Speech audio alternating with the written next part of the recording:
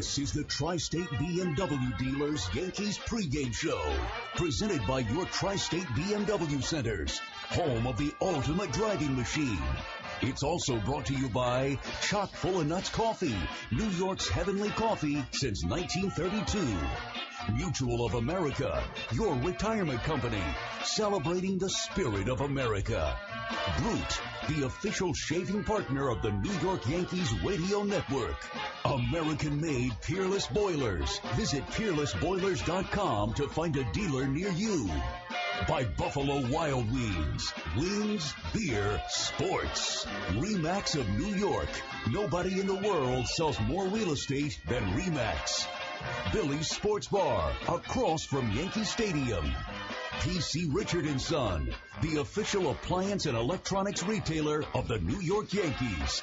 877 Cars for Kids. That's Cars with a K to donate your car today. Admiration Foods. Admiration on the label means quality on your table. Papa John's. Better ingredients, better pizza. Bob's Discount Furniture. Betteridge Jewelers, founded in 1897. Nissan. For great offers, shop at choosenissan.com. And by Kubota Tractors.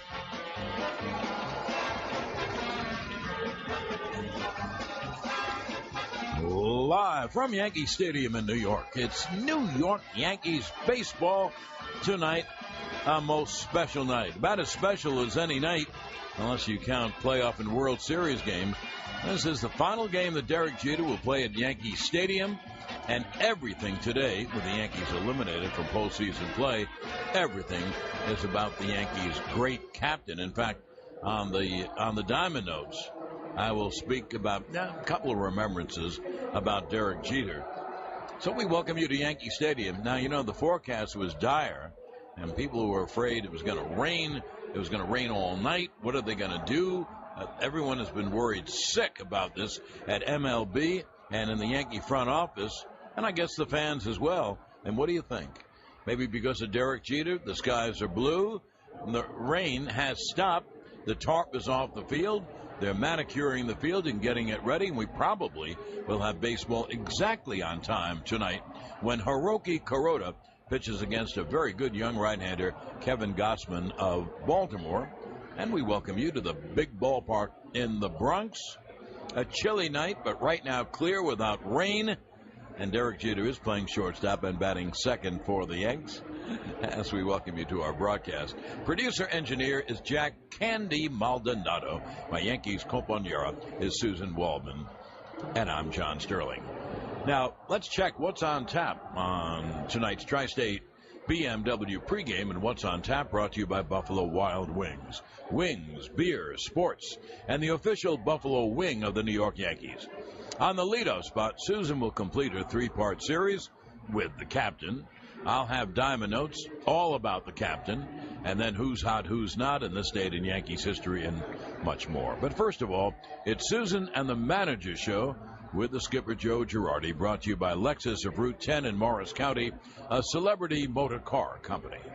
In the manager's office before this last game at Yankee Stadium for the year, I am Suzyn Waldman along with Joe Girardi. And I got to ask you about yesterday, because last night you get knocked out of the playoffs, and you go through a year, you work hard, you start in February, you have all kinds of things happening. You have tremendous confidence in your players, but somewhere, you've got a great baseball mind. Somewhere in your mind you must have done, maybe we're just not that good. It's not that people didn't try, but do you ever find that strange dichotomy that you want to believe in people and you know that maybe it just isn't going to work this year? Yeah, I think that's the frustrating part, because you believe. And the one thing about when you're in a sport or you're in a competition, it ends very abruptly. You have a shot, and then it ends very quickly. And it's really, it's hard. I know for me, it hurts. And it really bothers me. And for whatever reason, there's a lot of reasons. There's a lot of things that took place, but we did not play well enough to win, and that really bothers me. What was it? Mostly offense. If it had been like those other Yankee teams, you could have gotten through the pitching, although the pitching was the bright point. I think there was so many little things that it was like plugging holes the whole year. Yeah, and there were other things. We need to improve in other. At times our defense struggled. At times we struggled with our base running. And it's just, we got to go back to work. I mean, that's the bottom line, and we have to find a way to get better, because this is not why we play the game, to be going home, September 28th. We played to be going home November 1st. And, of course, the guy that his last game at Yankee Stadium, that's sort of the epitome of that kind of winner. That somebody had told me that there's only one game that he's ever played here that didn't mean anything, and now you got 4. So it's very tough. So how do you think that works on Jeter? He's the ultimate winner, but he knows that fans and everybody have come to see him. It's got to be very difficult for him. I think his heart's hurting, too, because this is not how he imagined his final season would go. And I'm sure he knew that, there'd be a lot of applause for him, and all that's great. But he would trade everything to be in the playoffs next week, and that's probably the hard part for him. How hard do you think this is going to be for him tonight?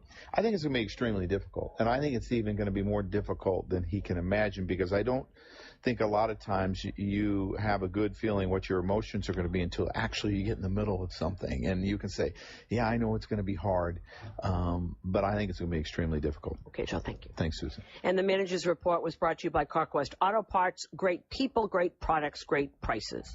You're listening to the Tri-State BMW pregame show on the WFAN Yankees Radio Network. It's Yankees baseball on Sports Radio 66 and 101.9 FM WFAN New York. Now we're back on the Tri-State BMW Yankees pregame program. Time for Diamond Notes. Brought to you by Forever Mark. Each Forever Mark diamond comes with a promise that's beautiful, rare, and responsibly sourced. Available at 2 by London, the engagement shop at London Jewelers, Americana, Manhasset. Little different Diamond Notes today. I've done so many programs, and I've told this story so many times that I thought, I ought to tell it on my own broadcast. Obviously, tonight is all about Derek Jeter. Even more about Derek Jeter, because the Yankees have been eliminated from postseason play. It was the first game in Cleveland. He made that great catch, and he hit a home run. And as the days went on, and Derek Jeter became more and more a Yankee, this is back in 1996, I saw something. I've mentioned it many times. He was like a captain without portfolio. Because as that miracle year, and it was a miracle year in 96, progressed, Derek Jeter was the first guy out of the dugout to greet someone who hit a home run or scored a big run. He had leadership within him. Now, he couldn't shout and bark as a leader. First of all, you have to be able to play if you're a leader. No one has ever been a leader without being a good player. And people don't want to hear a lot of Charlie hustle out of someone who can't play. But Derek Jeter led by example, because he played so hard every single game and cared only about winning, never about himself, only about winning, that I could see that in his very first year, what a leader he was to become. And now he's last game at Yankee Stadium, retiring after the weekend series at Fenway. He's done everything he can do on a ball field. But I just wanted you to know that, and I noticed that very, very early about Derek. Now it's time for Who's Hot, Who's Not, brought to you by American-made luxury appliances, Sub-Zero and Wolf. Now hot is our old buddy Phil Hughes.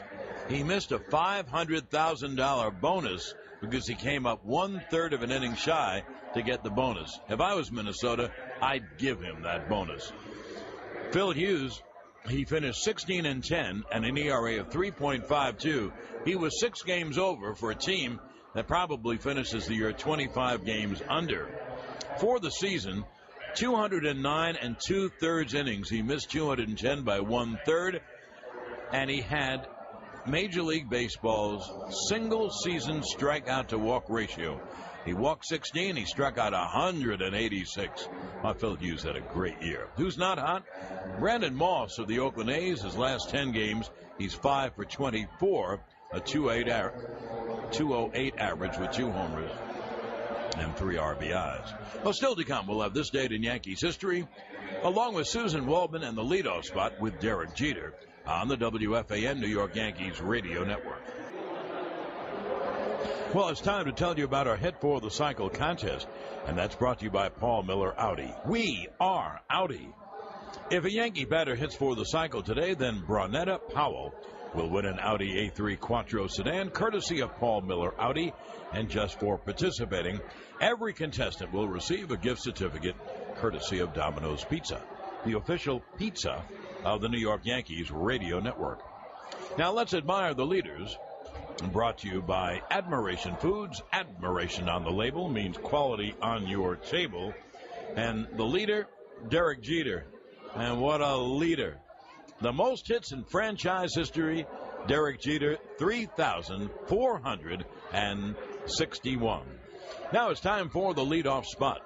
Suzyn, and the final part of the 3-part series with the captain. And that's brought to you by RE/MAX of New York. Nobody in the world sells more real estate than RE/MAX. Our leadoff spot guest will also receive a gift certificate, courtesy of Bonobos, bringing a perfect fit and incredible service to men's clothing. Go to bonobos.com, BONOBOS.com. Welcome back to Yankees pregame, everybody. On the last day of the homestand, last day Derek Jeter will come out in the Yankee pinstripes, and I'm with the captain. And are you even surprised at the overwhelming response that you have gotten all over this country? Not just at Yankee Stadium, it's everywhere. I know when you said you did this, there was a reason, but are you surprised at this? Of course. This whole situation has been surreal, I guess is the best way to describe it. I didn't know what to expect. I've always had, I think, respect of opposing fans, even though if they weren't Yankee fans, they'd boo you, but they were still respectful. But, what's gone on this year has been overwhelming, and I could have never imagined it. It's interesting to me, and I find it fascinating what focus you have. I mean, everybody said, well, Mariano did it last year, and I said, well, Mariano went and lay down for 2 hours afterwards.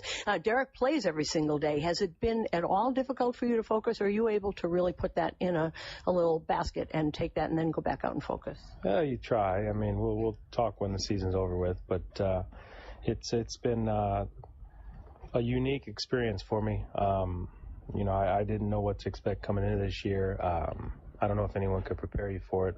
Like you said, everyone mentions Mo, but I think Mo pitched 40 games a year, and he's out there and threw 10 pitches, so it's a little bit different. But, I don't know if anyone could have prepared me for this.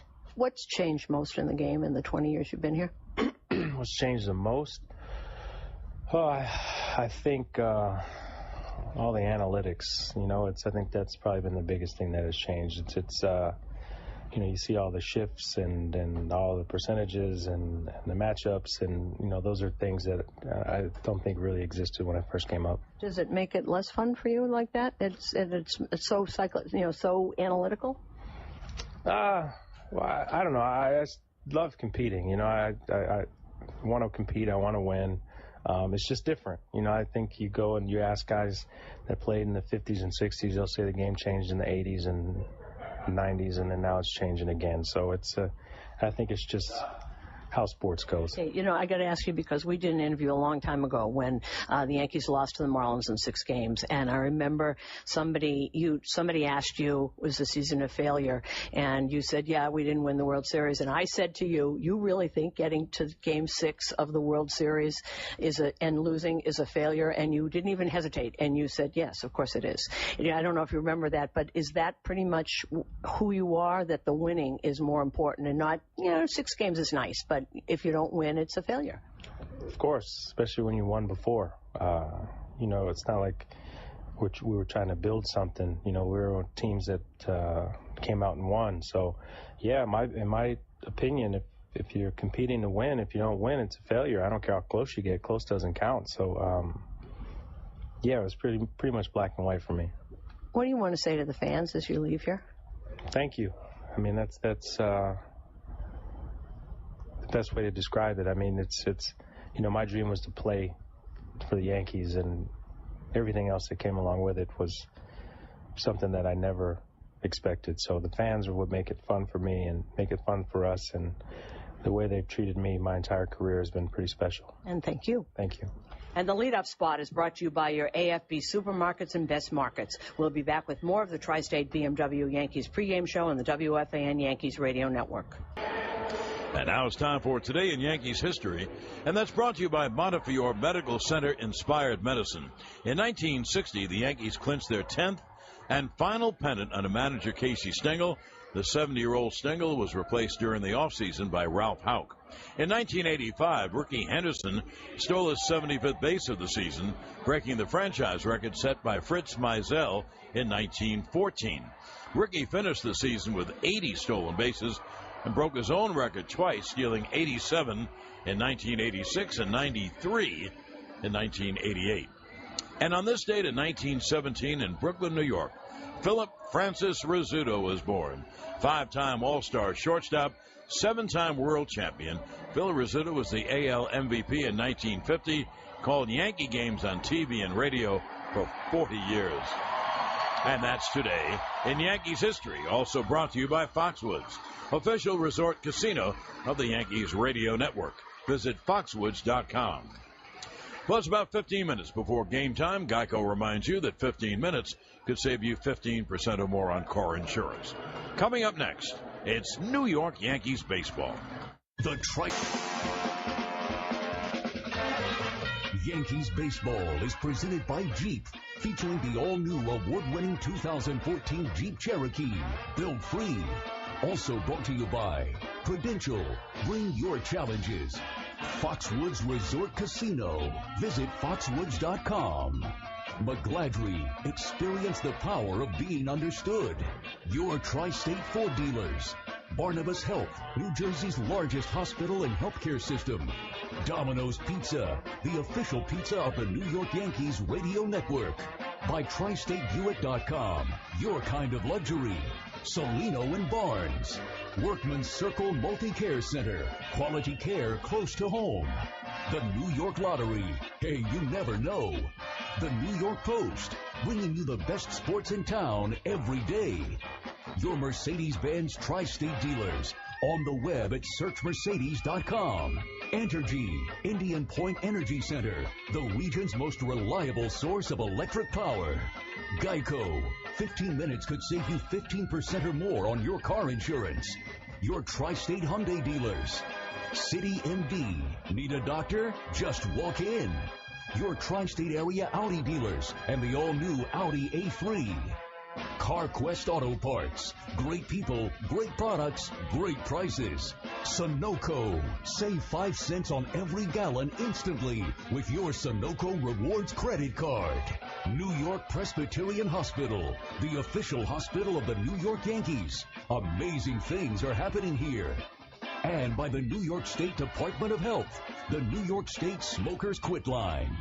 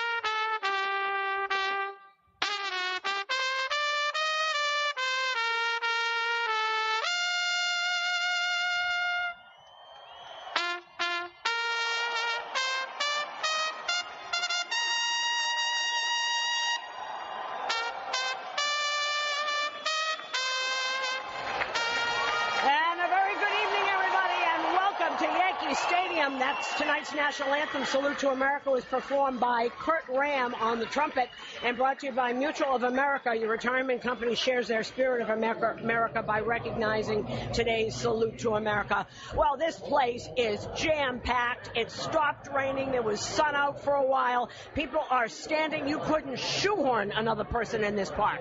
And it's going to be a very, very special night. It already has been a special night for the captain. They're already playing all kinds of tributes on the board. There is a game to play, and if you know Derek Jeter, and you do if you're listening to this broadcast, he is about winning games. He hasn't we didn't win enough of them, he said this year, as Joe Girardi also said, but he is about winning. Starting lineups are brought to you by your AFB supermarkets and best markets. For a team that is winning, the Baltimore Orioles, they are going to the playoffs. They are the division champs. Nick Markakis is in right field leading off. Alejandro Diaz in left batting second. Adam Jones in center field batting third. Nelson Cruz is the DH. He's the cleanup hitter. Steve Pearce back at first base batting fifth.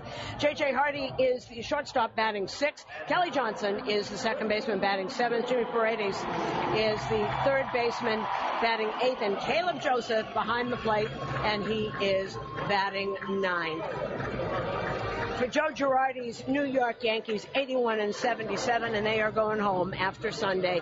Brett Gardner is the center fielder. He is leading off. The captain, Derek Sanderson Jeter, is at shortstop. There's the chair. Paul Olden and I right at the same time. Derek Jeter batting second, playing shortstop for the last time in this stadium. Brian McCann behind the plate. He is batting third. Mark Teixeira at first base. He is batting cleanup. Chase Headley is the third baseman batting fifth. Chris Young in left field batting sixth. Stephen Drew at second base batting seventh. Ichiro in right field batting eighth. And Jose Perella is the DH, and he is batting ninth. We'll be back with the pitching matchups and more after this. This is the WFAN New York Yankees Radio Network. Pitching matchups are brought to you by Chalkful Nuts Coffee, New York's heavenly coffee since 1932. For the Orioles, Kevin Gossman, 7-7, 3.57 ERA, finishing his first full year. Hiroki Kuroda for the Yankees, 11-9, 3.77 ERA. And you know what? This might be the last time that we see him, too, because he's been talking about, well, maybe he's tired and maybe he goes home now. So there are a couple of people also, maybe they come back, maybe they don't. Hiroki Kuroda, this could be his last game here. Now time for the Nissan Keys to the Game, brought to you by Nissan. Choose Nissan today for great offers on our most exciting lineup ever. Shop at choosenissan.com. For Kuroda, just do what you've done all year. He's been terrific. He's been great. He's been a rock. And of all the starting five, he is the only one that did not get hurt. Last man standing, and he's 40 years old. As for the Yankees, their approach to Kevin Gossman, fastball breaking pitch. He has a tendency to work deep into count, so let him wait it out and see if he can. He's going to have to throw a strike, and if he throws a strike, if he has to throw a strike, it'll be that fastball. Today's game time temperature is brought to you by American-made Peerless Boilers. Visit peerlessboilers.com to find a dealer near you. It is 63 degrees here at Yankee Stadium, but it stopped raining. There were even little patches of sunshine before it started to get dark. The defensive alignment is brought to you by Black Bear Premium Frank Sausages and Kielbasa's, exclusively at ShopRite. When the Yankees take the field in a couple of minutes, it will be Chris Young in left field. It'll be Brett Gardner in center, and Ichiro will be in right. Chase Headley will be the third baseman. Derek Jeter at short. Stephen Drew is at second base. Mark Teixeira at first. And here's today's game day batteries, brought to you by Interstate Batteries. Outrageously dependable. Go to interstatebatteries.com for a dealer near you. Pitching tonight is Hiroki Kuroda, and catching is Brian McCann. The umpires are out on the field. We're waiting for the lineup cards. I had asked Joe Girardi, would you send out Derek Jeter with the lineup card? And Joe said he can do anything he wants. He can manage a game if he wants to. He can sit in the stands. He can do whatever he wants. We are waiting for the lineup cards to be taken out. I wonder if he's going to do it. Could be interesting. The umpires, though, are standing there very patiently, waiting for somebody to bring out the lineup cards, because the Orioles aren't bringing theirs out until the Yankees go first. So Adam Hamari will be behind the plate, Brian Onora at first, DJ Rayburn at second, and the crew chief is Jeff Kellogg, and he is the third base umpire. There is tribute after tribute on the board, and these are people from New York, firemen and firefighters and policemen and kids on the street, and they just finished that. Thank you, Derek Jeter, up on the board. And we're just wondering who is going to bring out these lineup cards. They're going to get to do this.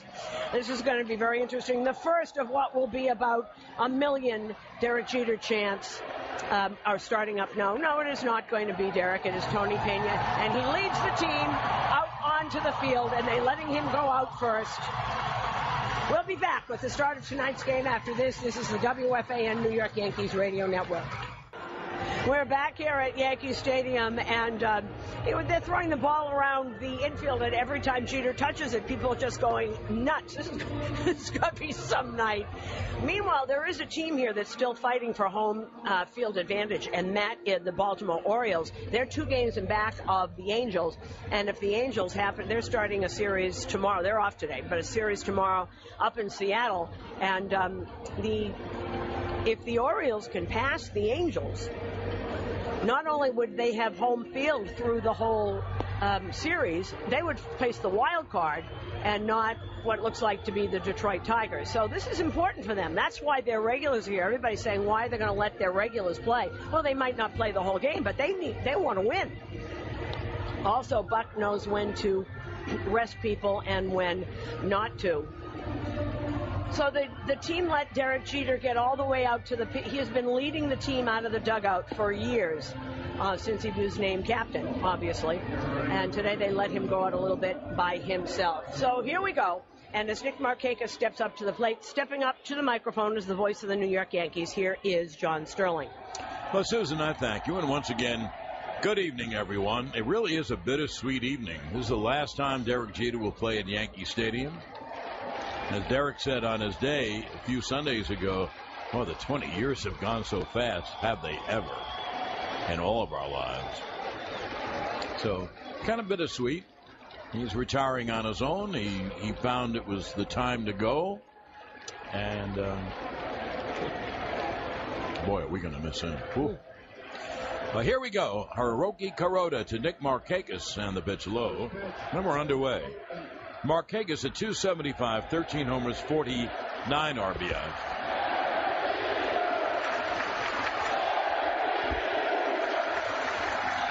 He's really taken in roll call. Last time he's going to hear this. Tips his cap. Now here's the 1-0 to the left-hand hitting Markakis. And there's a strike on the outside corner. You know, you've heard us sing this song so many times. Kuroda has pitched great. Not all the time. Well, no one pitches great all the time, but most of the time, and he never gets any runs. I'll give you his numbers a bit later. Here's the 1-1.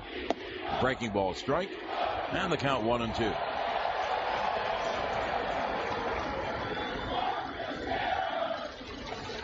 I wonder how Derek will play. He's been such a master of keeping his emotions in check and coming through in all vital times. Here's the 1-2. Swung on and hit in the air to deep right. That ball is high. It is far. It is gone. Second deck. Now Markakis tees off, and it's a long home run in the second deck and right. And the Orioles take a 1-0 lead. And we are coming to you live from the Sunoco broadcast booth. Sunoco, save 5 cents on every gallon instantly with your Sunoco Rewards credit card. And you know, this also could be an emotion. If Hiroki Kuroda has actually decided, John, that he is going to retire, this could be a very emotional night for him, too. Yeah, I don't know if I don't know he's not going to retire, and I don't know that he is. We've all said that you have to make that up. Make up your mind X number of weeks after the season. Here's Alejandro Diaz, another left-hand hitter. And for Markakis, his second career leadoff home run. Now, don't forget, there's another team here in the Orioles, and they want to win. They need to win every game they can. They're trying to overtake the Angels for home field. Pitch to Diazza, a strike. For Markakis, his 14th home run, his 50th RBI. Diazza at .252, 7 homers and 40 RBIs. He's hit very well since becoming an Oriole from the White Sox. There's a fastball strike. Markakis' home run was the first hit of the game, brought to you by TriStateGMC.com. Visit TriStateGMC.com to find the pro nearest you and test drive one of our professional grade GMC trucks or SUVs today. Here is the 1-2. Swung on, a high fly to right. Nitra going back to the track, to the wall. She's gone. Oh, what a way for the game to begin, as Markakis and Diazza hit home runs back-to-back and a belly-to-belly. And the Orioles take a 2-0 lead, and they take a 2-0 lead as fast as it's humanly possible to take a 2-0 lead. You know, I know everybody is all into Derek Jeter here, but not the Orioles, although there's one other person in uniform who was here when Derek Jeter broke into the major leagues, and that is the manager of the Baltimore Orioles, Buck Showalter. So, 2-0. Well, it is a ball game, and as Susan said, for the Orioles, they want to win. They're just 2 back of L.A. with 4 to go. Now, here's Adam Jones. And he swings and hits a high pop. Third base side out of play.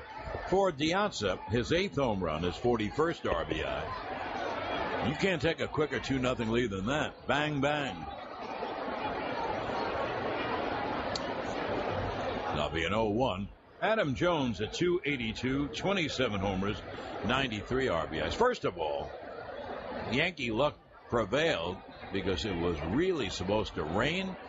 And everybody has been worried about this for 3 days, and look what's happened. We're playing on time. The 1-0 is low. It was misting today in New York, for those who don't live in the metropolitan area. I never saw it really rain. I mean, it was misting. I mean, rain was coming down. And then I guess it stopped, and here we are. Field is in great shape. It'll be a 1-1 to Jones, and that's grounded foul at home plate. I count 1 and 2. You know, sports are played by players and their abilities on a certain night. And I remember when Weeb Eubank was going to retire, and everyone said the Jets are going to send him out with a great victory. Jets didn't have a good team that year, and boy, they got killed. So there's not a Hollywood script here. The 1-2 swung on and tapped weakly to third. Headley races in, fields and throws. 1 away.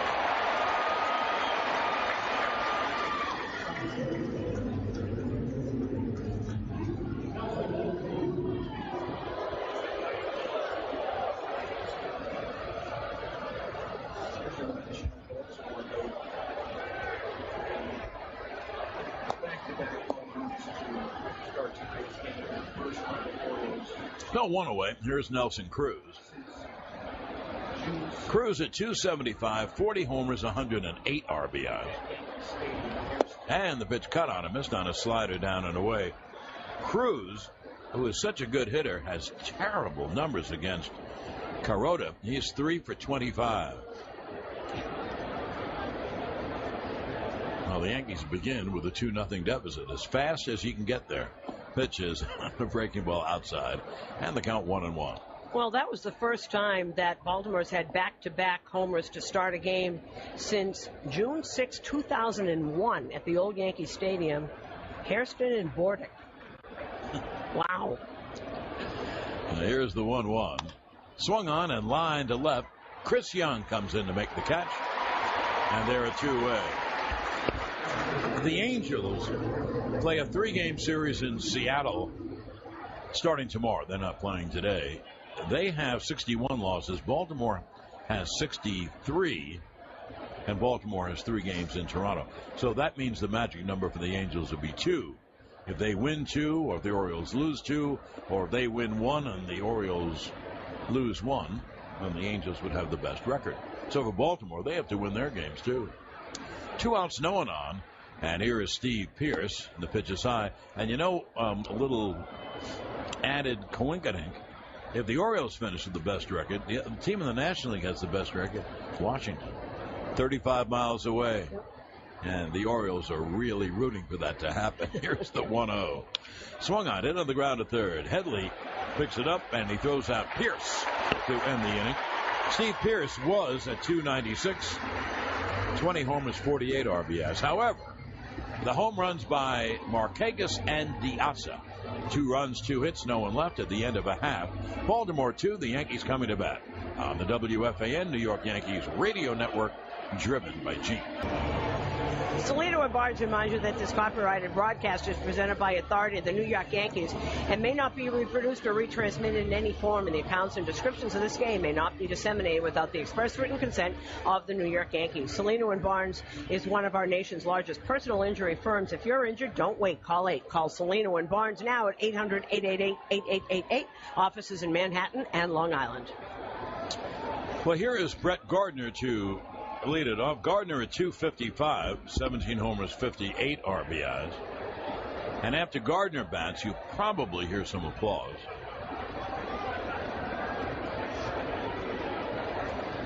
The right-hander Kevin Gausman deals, and the pitch outside. Gausman has a great arm. He's had pretty good success. His ERA is good. He has a chance to become a big-time pitcher. And it'll be a 1-0. We'll give you his numbers at some point. The 1-0 to Gardner is foul back.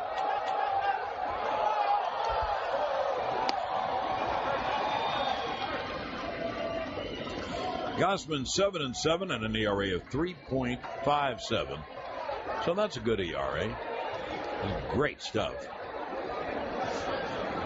A number 1 draft choice a couple of years ago. Here is the 1-1. And the pitch low. 2-1. First pitch of the game from Kuroda was 90 miles an hour. Choosing the pitcher is important. Choosing to drive responsibly is even more important. A reminder from the New York City Department of Transportation and the Vision Zero initiative. It'll be a 2-1 to Gardner. A high pop foul. Third base side of home plate, out of play, 2-2. Kevin Gausman is 23 years old, out of LSU, and he's been rushed. Got a terrific arm, and he's really learning on the fly. You talk to pitching coach Davey Wallace or Buck Showalter about him. He's got a tremendous upside. Sometimes he can be a little wild, but he's just got a great arm. Here's the 2-2. Hit on the ground in the hole, base hit right field. Gardner yanked one in the first base hole. He is on. And now, ladies and gentlemen, a standing ovation for Derek Jeter. Derek Jeter, number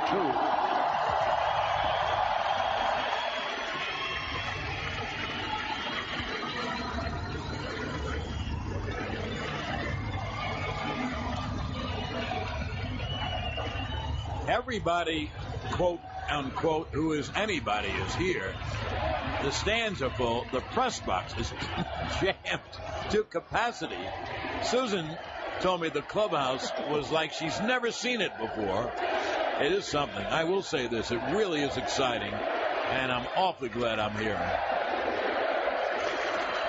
Derek Jeter at 253, 4 homers, 46 RBIs.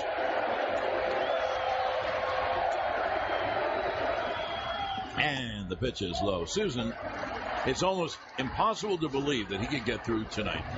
Well, we're having a tough time. I can't even know. The beauty of Jeter is that he's always been able to focus. When they started the roll call in center field bleachers, I was looking at him. He actually knelt down and took a couple of deep breaths. Now here's the 1-0 from Gausman. And the pitch low. And the count 2-0. You know what else, John? You know what else this is going to be the last night of? We're never going to hear Bob Shepard announcing him ever again. That's true. Absolutely. I'll tell you one thing right now. Every Oriole and every Yankee hanging over the front rail of the dugout. Look at it. The front rail in both dugouts is filled. A very, very special night. But here's the 2-0 to Jeter. And the pitch low outside. And the count 3-0. That was 96, but off the plate. I'll tell you who else it's getting to. Look at Kevin Gausman. He's kicking his feet on the dirt. He's trying to stretch out. You don't think he understands the magnitude of this? He's 23 years old. You don't think he grew up watching him, too? Now, here's the 3-0.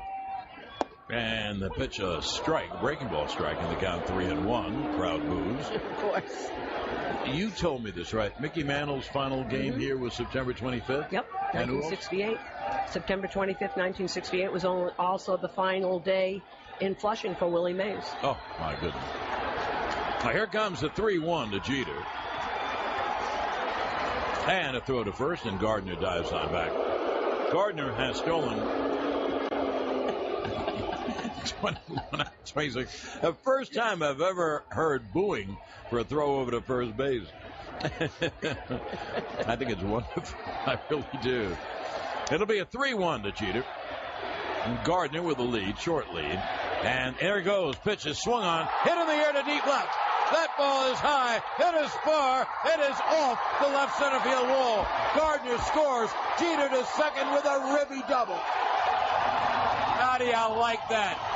From day one, he has seized the moment. He always seizes the moment, and he bangs a double off the bullpen wall in left center. A rippy double, and the Yankees trail 2-1. Are you kidding me?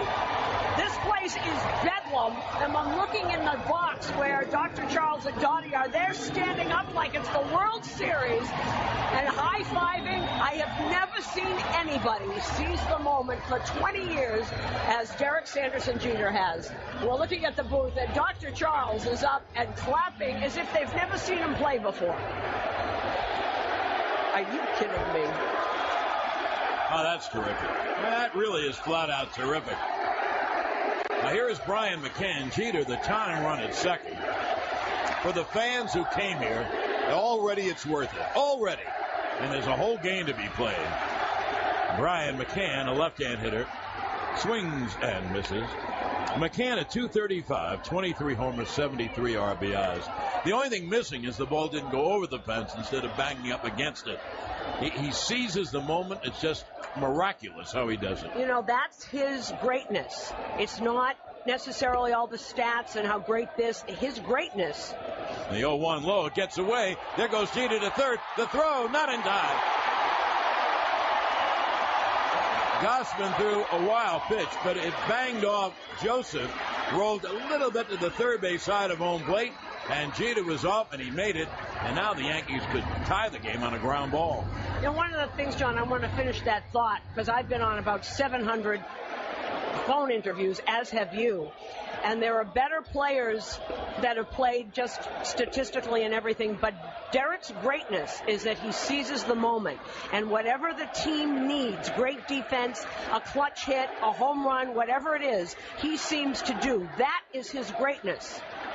And you know, one thing about Derek, he's not a home run hitter, obviously, and yet he's hit over 250 home runs, and he has hit big home runs. World Series home runs, playoff home runs. I never saw anyone who was able to rise to the moment like Jeter. Do you know how tough this is today? How emotional? And here he is banging out a double off the wall. So, anyway, he's at third. There'll be a 1-1 to McCann. Orioles play the infield back. A ground ball anywhere but third will score the run, and probably at third as well.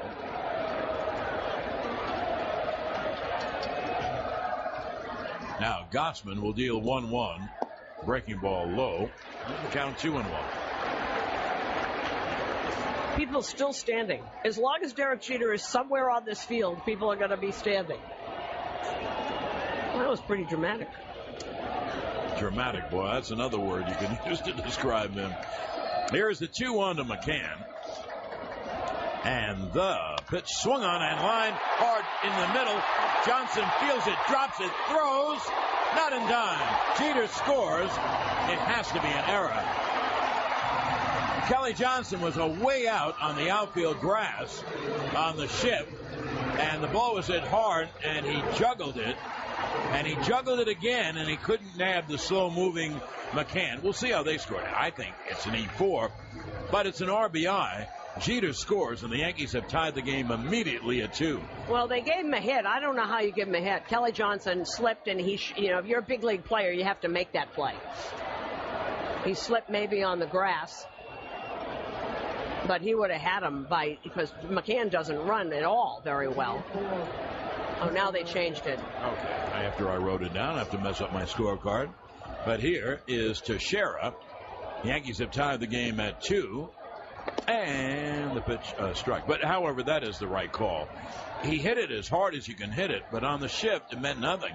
The second baseman is way out in the outfield, and he just happened to juggle it and boot it and couldn't quite pick it up. Suzyn's right. He slipped a little bit after he bobbled it. And it'll be an 0-1 to Teixeira. Caught on him.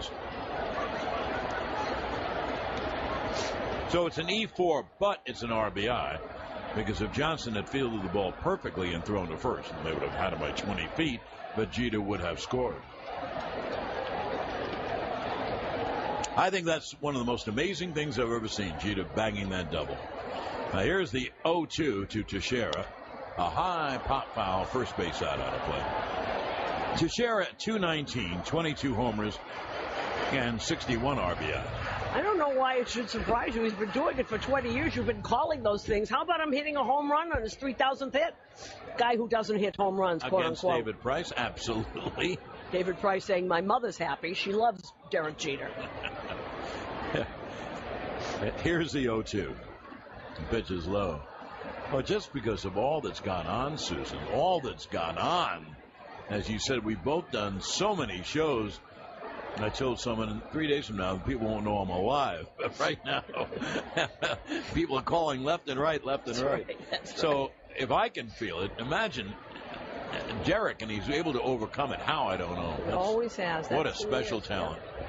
Here is Teixeira with a 1-2 count. McCann off first. And the pitch struck him out swinging. That is, you talk about an Achilles heel. That was a change. And Teixeira is not able to hit the change, or not this year anyway. Good change up, down and away. Here's Headley. You know, he's got to, and also those other breaking pitches that go down and away. Boy, has he got to work on that and work on plate coverage and knowing what to swing at, because he's been fooled on that. I bet half his strikeouts are on that pitch. I would think so, too. That's what I see all the time. Chase Headley is switched to batting left. And there's a strike. Headley at 263, 6 homers and 16 RBIs. He's a free agent. I don't know who's going to get him. I hope the Yankees, but he is really a good player, Chase Headley. It'll be an 0-1. And the pitch outside. They'll count 1-1. We're all tied at 2 in a game that's had tremendous highlights in the first inning.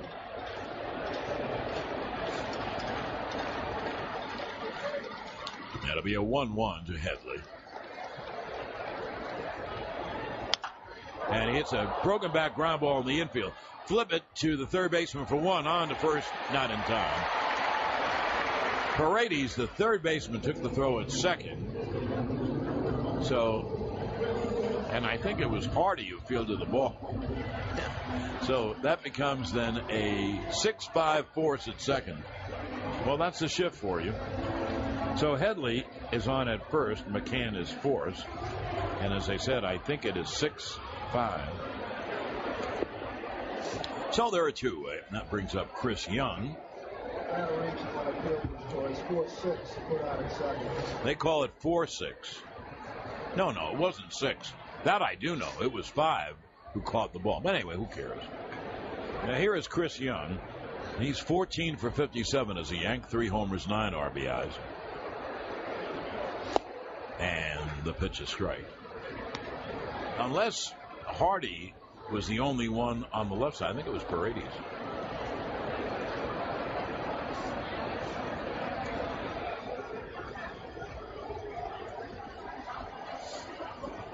It'll be an 0-1 to Young. He's a right-hand hitter. And Gossman deals low outside in the dirt. Breaking ball. 10-second station ID on the WFAN New York Yankees radio network, driven by Jeep. Giants and Redskins kick off Week 4 in the NFL next hour. Thursday Night Football from Landover, Maryland. We'll join that game in progress following the Yanks on WFAN and WFAN FM New York. John, Sterling, Suzyn Waldman at Yankee Stadium. As we play in the bottom of the first, we're tied at 2. Headley off first with 1 out. It'll be a 1-1 to Young. And the breaking ball's cut on him. Missed in the count 1-2. Well, Gossman probably during the playoffs, at least in the first round, where you really only need 3 pitchers. Buck has already said that Chris Tillman, Wei-Yin Chen, and Bud Norris are starters. Sort of hinting that Kevin Gossman maybe goes to the bullpen in that series. Now here is the 1-2. Swung on and pop foul. First base side out of play. So the count holds 1-2. So for them, that would be another weapon, another hard-throwing right-hander. He was the number 1 pick out of LSU. 2012. Came up a little bit last year. It was up and down, and this year was up. They also sent him down a couple times this year, too, but not because he wasn't good. They used their roster very interestingly. Now here comes the 1-2 to Young. And the pitch swung on and fouled right under our booth. And so the count holds at 1-2. You know, what I meant by that is that they would send someone down. They would send a pitcher down, for example, over All-Star break and bring up another arm, a fresh arm. And they use their AAA team like like an extra team. And they keep moving back and forth. And that's why their bullpen has stayed so strong, because they keep bringing arms up and sending. Gonzalez was down for a while. Gospel was down for a while. 1-2. Breaking ball outside, 2-2. They also wanted to keep Gossman's innings down. You know how they keep innings, they count innings. So they'd send him down for a while. Very interesting how Buck Showalter's put this together.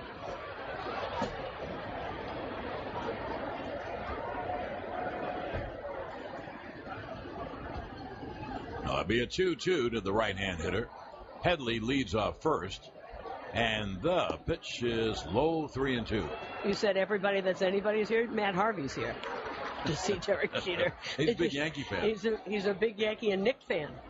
Growing up in Connecticut, he's got a Knick hat on. At least he's not sitting there with a Yankee hat on for all the Met fans to see.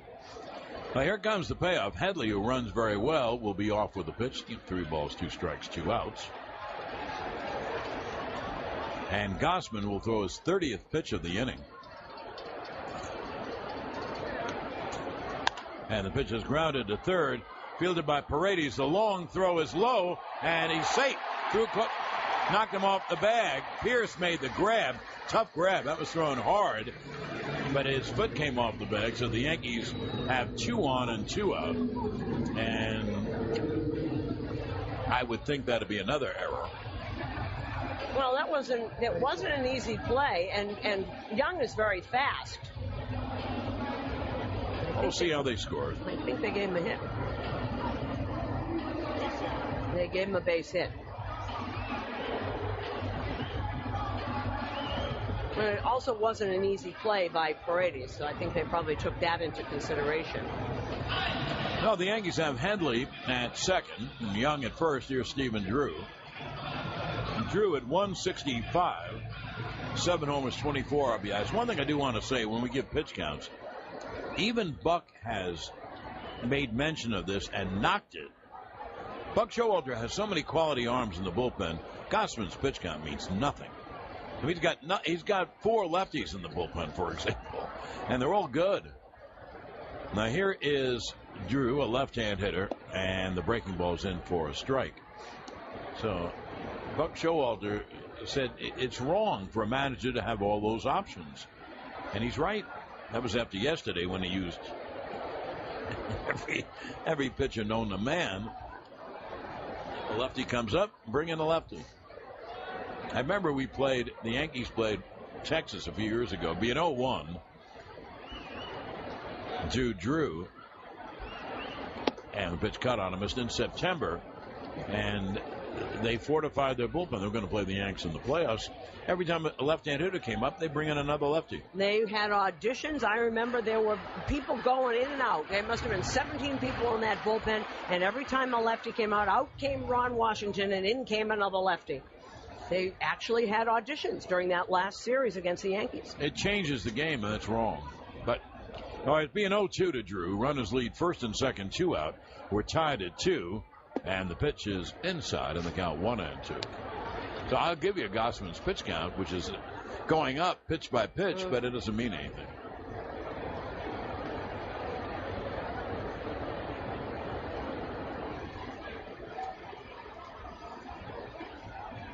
Now here comes the 1-2.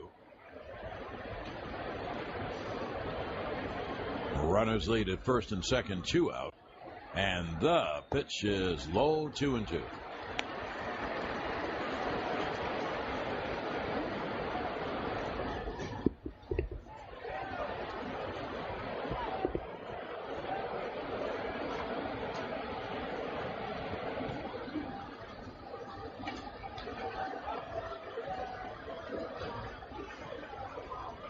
Now the right-hander is set.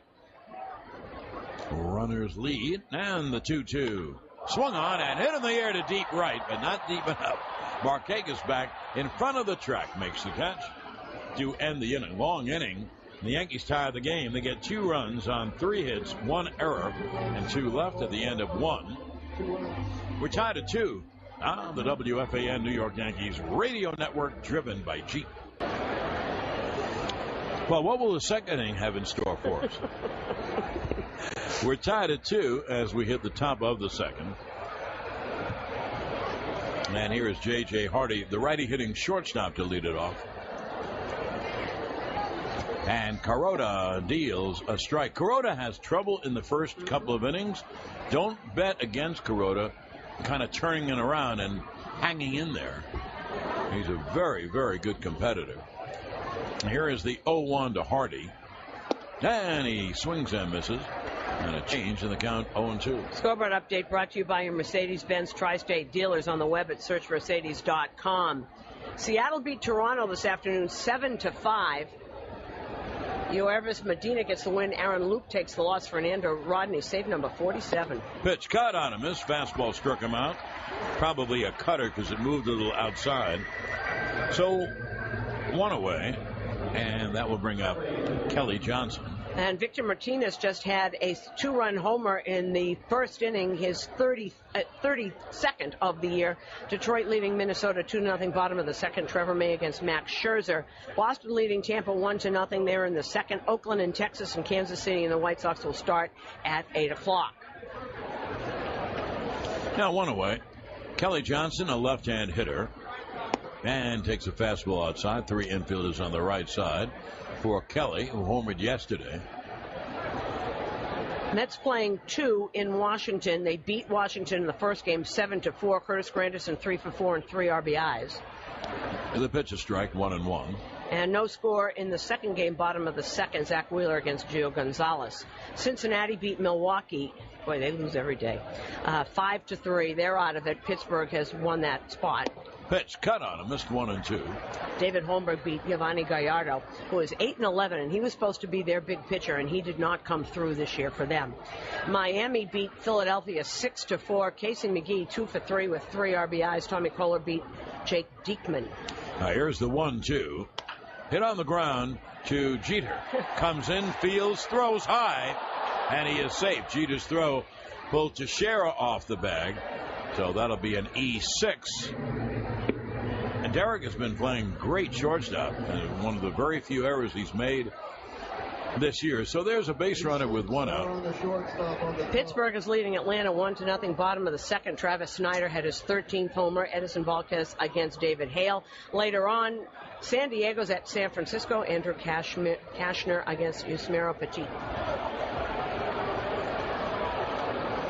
Kelly Johnson was at 221 with 7 homers, 27 RBIs. Here's the switch hitting third baseman, Jimmy Paredes.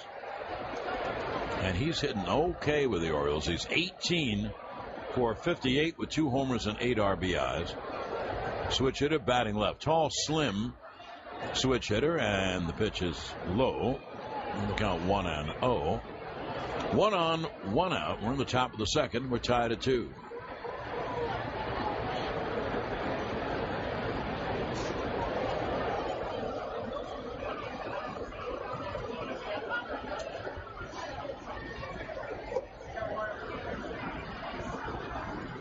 Kuroda ready to deal. And the pitch is chopped weakly to short. Jeter hustles, fields, fires, got him. And they're a two-way. Moving to second was Kelly Johnson. John, I want to read you an email I just got from the great program director at WCBS, Tim Sheld. This is what he said. I was up in the upper deck, and when Jeter was up, there wasn't a single person away from their seat. I have never seen the area around the concession so empty. Even in a World Series game, people are walking around or online for beer or food. Not a person away from their seat. And what did he do? He banged an RBI double off the wall. Here is Caleb Joseph, the righty hitting catcher. Joseph at 212, 9 homers, 28 RBIs. Kelly Johnson in scoring position leads off second with 2 out. And the breaking ball is in for a strike. Your Tri-State Ford dealers are offering great deals on Ford cars, trucks, SUVs, and crossovers. Go to TriStateFord.com and check them out, or visit your local Tri-State Ford dealer.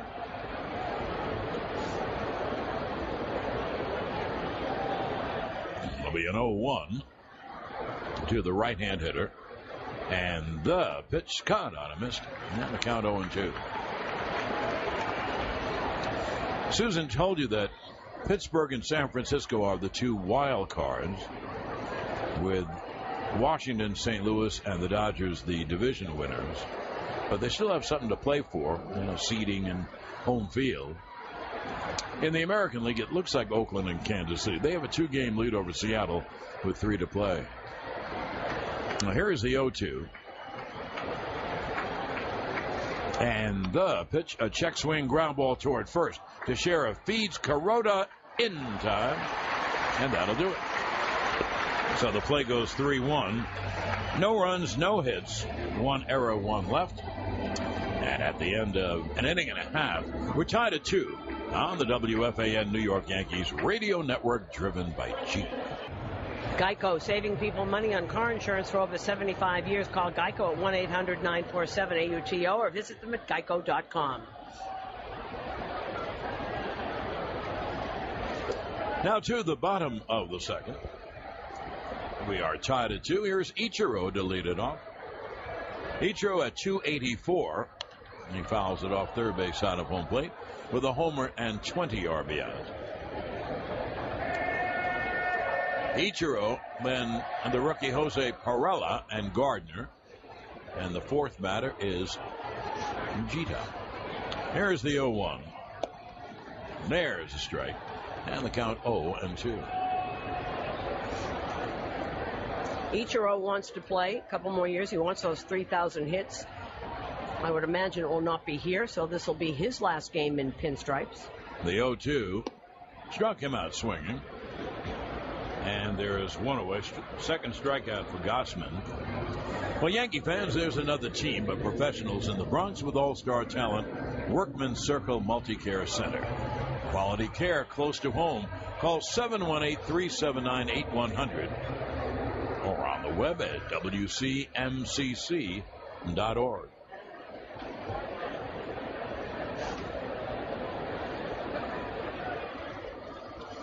One away. Here's right-hand hitting Jose Perella. And there's a strike. Perella as a Yank, 3 for 8, no homers and an RBI.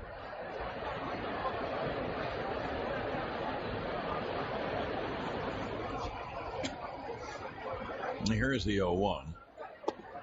And pitch is low. With the Yankees out of it, first of all, there's only 3 more games after this. I would think that Beltran and Ellsbury absolutely are not going to play.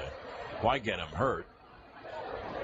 Well, definitely not Beltran. Beltran's been shut down. The 1-1 is cut on, missed. And the count 1-2. And he wasn't going to play anyway.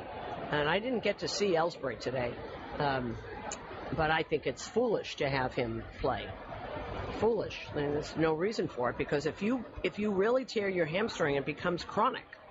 There's the 1-2. Swung on, foul, first base out of play. And this is a man who makes his living with his legs. So, you've seen he had a very good year for the Yankees, and that should be it. Yeah, I would figure that too.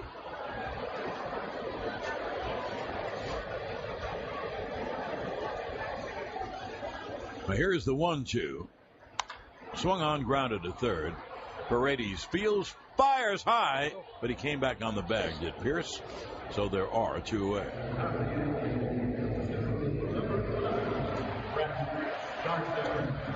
Now 2A, here's Brett Gardner, who began the Yankee rally with a base hit to right. You know, John, a lot of people in the media scrum today asking Joe Girardi how hard it was to manage guys that he played with, meaning Jeter, and there were a lot of them, you know, Mo and all those guys. And he said, no, it wasn't really hard because his first year as a manager, his best friend, one who he used to sit and play cards with on the plane, was Joe Borowski. And he gets there, and Joe Borowski was the closer for the Marlins when Joe got there his managing job, so he said he learned real fast. The pitch is low to Gardner.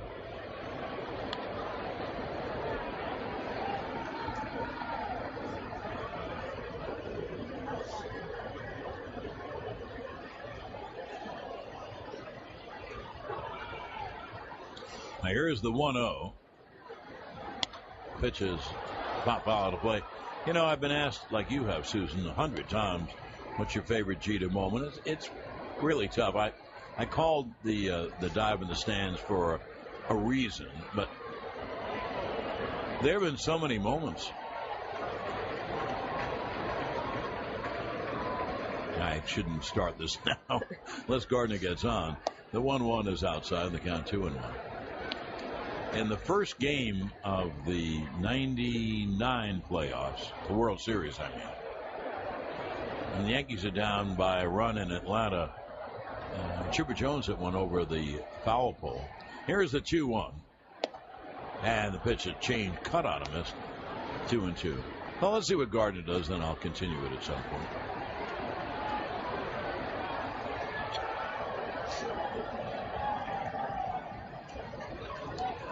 Gausman throws so hard that his changeup is a very effective pitch.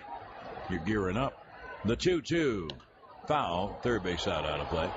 Anyway, so someone gets a base hit. It's in the 8th inning against Greg Maddux. Yanks down 1-0. Someone gets on. The Yanks bunt, and they mess the bunt up, and there's 2 on. They're going to take out Maddux and bring in a pitcher. And Jeter is on deck. Here's the 2-2. Foul back. See, he's helping. Thank you, Brett. And so the pitcher's coming in, and Jeter sees George sitting, obviously, right on the field. And he said to him, are you nervous? And George said, no. And Jeter said, well, don't be nervous. He said, we're going to win this game. Then Jeter came up and got a base hit. And the game was tied, and the Yankees won on there to win, and obviously they won in 4 straight. Here's the 2-2. Foul back. And no one would accuse Jeter of being cocky. He's confident. But you know what? There are so many stories like that when pitchers have gone out and given up a couple of runs in the second inning. Not lately, but back in those days. He'd say, don't worry about it. We'll get you 3 right now. And more often than not, they did. There's so many infielders that have said to me, you know, I got back in the dugout and I made an error, and Jeter said to me, don't worry about it. We're going to get 2 right now. The 2-2. Hit on the ground to third. Paredes fields and fires high. And once again, Gardner is on. Paredes, he didn't have to throw the ball that hard. He wound up and fired his best fastball, but it went high, and Pierce came off the bag. That has to be an E5. And so, who do you think is coming up? You're right. L. Capitan.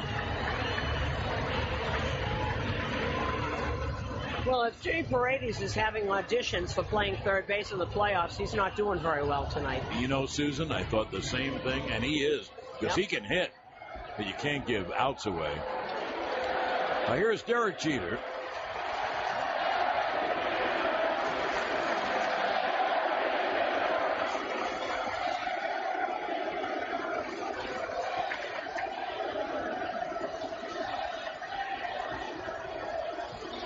The right-hander Gausman ready to deal. It's like a light show at the stadium, and the pitch, there's a breaking ball strike, and the count 0-1. You don't have to say, well, John, is it a sellout tonight? Baby, it's a sellout and more. And as far as the media is concerned, yikes. They are tripping over themselves. Cheek by jowl. And it'll be an 0-1 to Jeter. Gardner leads. And the pitch swung on, hit on the ground is short. Hardy feeds second for the force. So there's a 6-4 force out at second. No runs, no hits, one error, one left. At the end of two, we're tied at 2. On the WFAN New York Yankees radio network, driven by Jeep. We are coming to you live from the Sunoco broadcast booth. Sunoco, save 5 cents on every gallon instantly with your Sunoco Rewards credit card. You know what's funny, John? They just showed the flip play. Willie Randolph talking about the flip play. Shane Spencer once said to me, how about this? I missed the cutoff man, and this guy wins an ESPY. He missed 2 cutoff men. That's a thing. And then Jeter was there to back it up. Markakis takes a pitch low. I don't know how he did that. That was some play. And that was a 1-0 game, and the Yanks were down 0-2 in a 5-game series. So you say, well, was it big? Big. The Yanks were about to get eliminated, and then they wound up winning the World Series. The 1-0, there's a breaking ball strike. And when I asked Jeter about it after the game, he said, we practiced that in spring training. I burst out in hysterics. I said, how did you do that? He said, well, we practiced that in spring training. Here's the 1-1. Markakis homered his first time and takes a pitch low. And the reason I told that story, what triggered it, when Derek was on deck and Gardner was up, I saw on my monitor that Jeter was kind of winking and waving at someone in the stands. He's able to do that. And it'll be a 2-1 to the left-hand hitter. And Kuroda deals a high fly down the left field line. Young gives it a look, and it lands over the sidewall in the seats. So the count 2-2. They're going to be a whole generation of little kids that grew up saying, and going to say, when they're grown men in 65, Derek Jeter used to talk to me in the second row. You know, if he were not a pitcher, who would have done that? David Cone. Oh, yeah, absolutely. He might have even gone and sat with somebody. Here's the 2-2 coming to Markakis. And the pitch is low outside. 3-2 to the leadoff hitter, who's leading off the top of the third in a ball game tied at 2. Think how blessed the Yankees are in baseball, and the Orioles too, not to have rain. I mean, that was such a dire prediction. And here's the payoff. Strike 3 on the inside corner. Markakis knew it and walked away. That's the 2-seamer that appears headed for you if you're a left-handed, and then it bends over the inside corner. Oh, boy, what a pitch. Oh. So the second strikeout for Hero, as he's called on the Yanks. I'll read a thing about season tickets in a moment. Here is Alejandro Diaza, who also homered in the first inning. Markakis and Diaza took Kuroda deep. Pitch, breaking ball strike. But the Yankees rallied for 2 runs, and now we're tied. And Kuroda has gotten through the first couple of innings, so I don't have a crystal ball, but he could be very tough from here on out. Diaza, a left-hand hitter. And the 0-1. Swung on and line to center field. There's a base hit. You know, Diaza, I give you his batting average as a White Sox and an Oriole. But with the Orioles, he has hit over 300. He has been a great addition. 2015 New York Yankees season tickets are on sale now. Reserve your seats for 2015 and enjoy significant savings and flexible payment options. Your legacy starts now. So buy your 2015 Yankee season tickets today.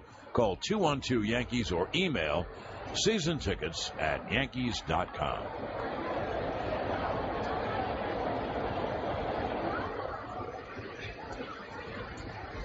One on, one out. Here's the right-handed hitting center fielder, Adam Jones.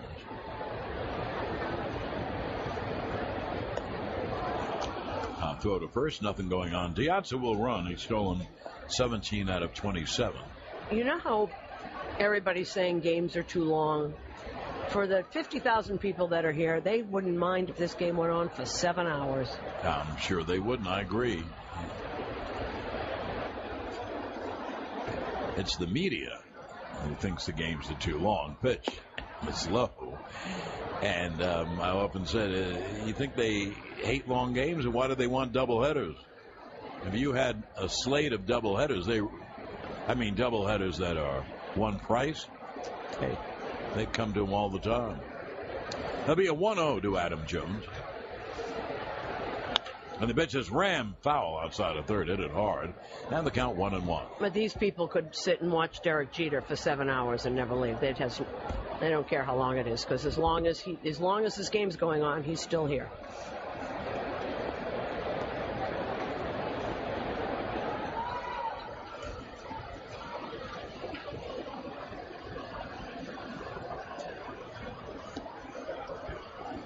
That'll be a 1-1 to Jones.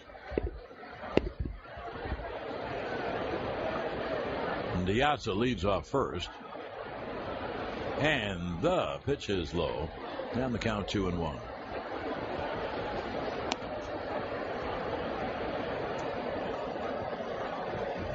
Let's take 10-second station ID on the WFAN New York Yankees radio network, driven by Jeep. Giants and Redskins about a half hour away from kickoff in Landover, Maryland. Thursday night football, NFL Week 4. We'll join that game in progress. Follow me, the Yankees, on WFAN and WFAN FM New York. It'll be a 2-1 from Carodi. Throws over to first. John Sterling, Suzyn Waldman, and Yankee Stadium were all tied at 2. If you've just tuned in, or you missed something. Bottom of the first inning, Yankees down 2-0. Gardner had singled, and Jeter just missed a home run. He banged one off the left field bullpen fence for a ribby double, and the crowd went absolutely bananas. Now here's the 2-1. Jones hits a chopper toward the middle. Grabbed by Jeter. Flip to second one. On to first. Safe. Beautiful play by Jeter going to his left. That ball was headed up the middle. He grabbed it, made a little flip. Speaking of the flip play to Drew, they just missed getting Jones, who's very speedy. Joe Girardi doesn't believe that they missed him, so he's out. I think Joe Girardi might be correct from what we saw. Great flip by Jeter. He's got a little smile on his face. And they are indeed going to look at it. I think Joe Girardi is right. I think he's out.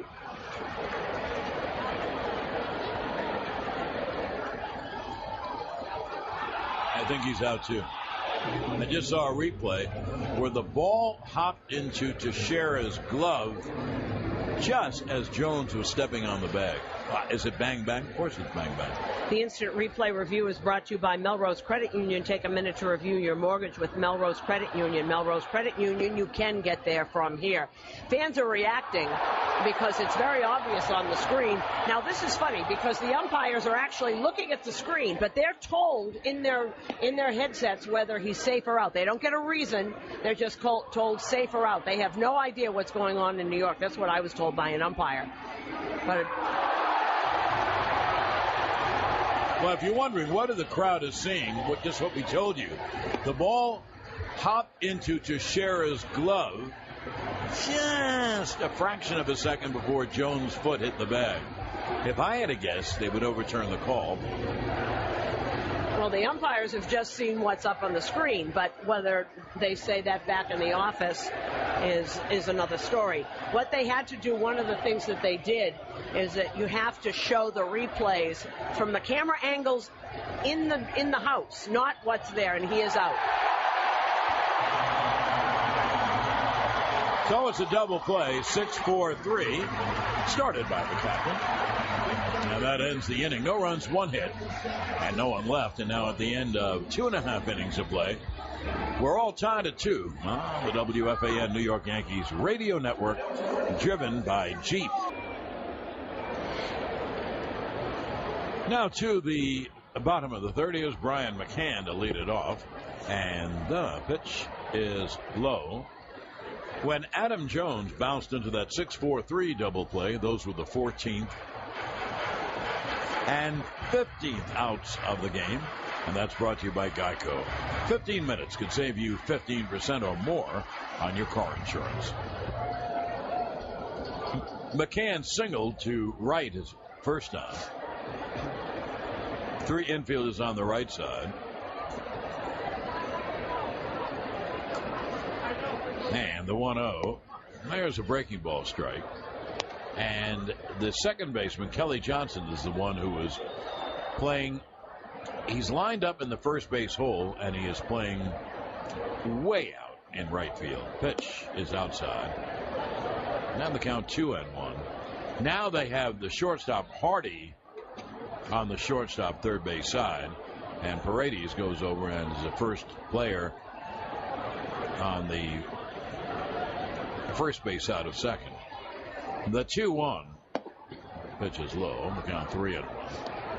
And Paredes, who may be the first player over there, he isn't anywhere near second base. He's way over. And then Johnson is out in the outfield in the first base hole and Pierce deep at first. It'll be a 3-1 to McCann. And he hits a high pop, shallow left. Hardy is out. Diazza is in, and Diazza makes the catch. At the last minute, Hardy got out of the way. Much easier play for the outfielder. Well, there's one away. Is your real estate agent only showing you the listings they want you to see? Visit RE/MAX.com now and see all the listings in New York State. Nobody in the world sells more real estate than RE/MAX.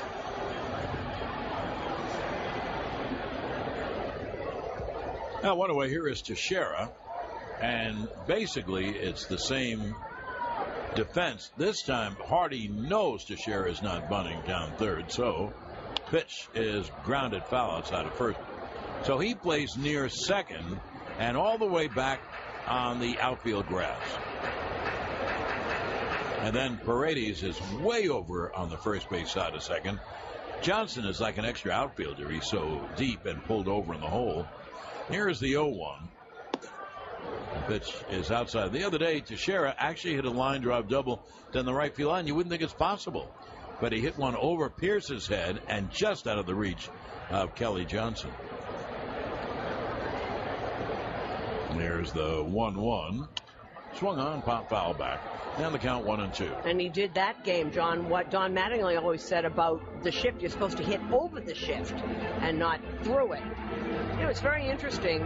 Derek, and we keep getting shots of Derek in the dugout. He seems very relaxed. He's smiling, laughing with different people, talking to people. 1-2. His cut on miss. There's a change. And Teixeira just waved at it. Change down and away. So there are 2 down. Same pitch? Talking about the same pitch? Same pitch.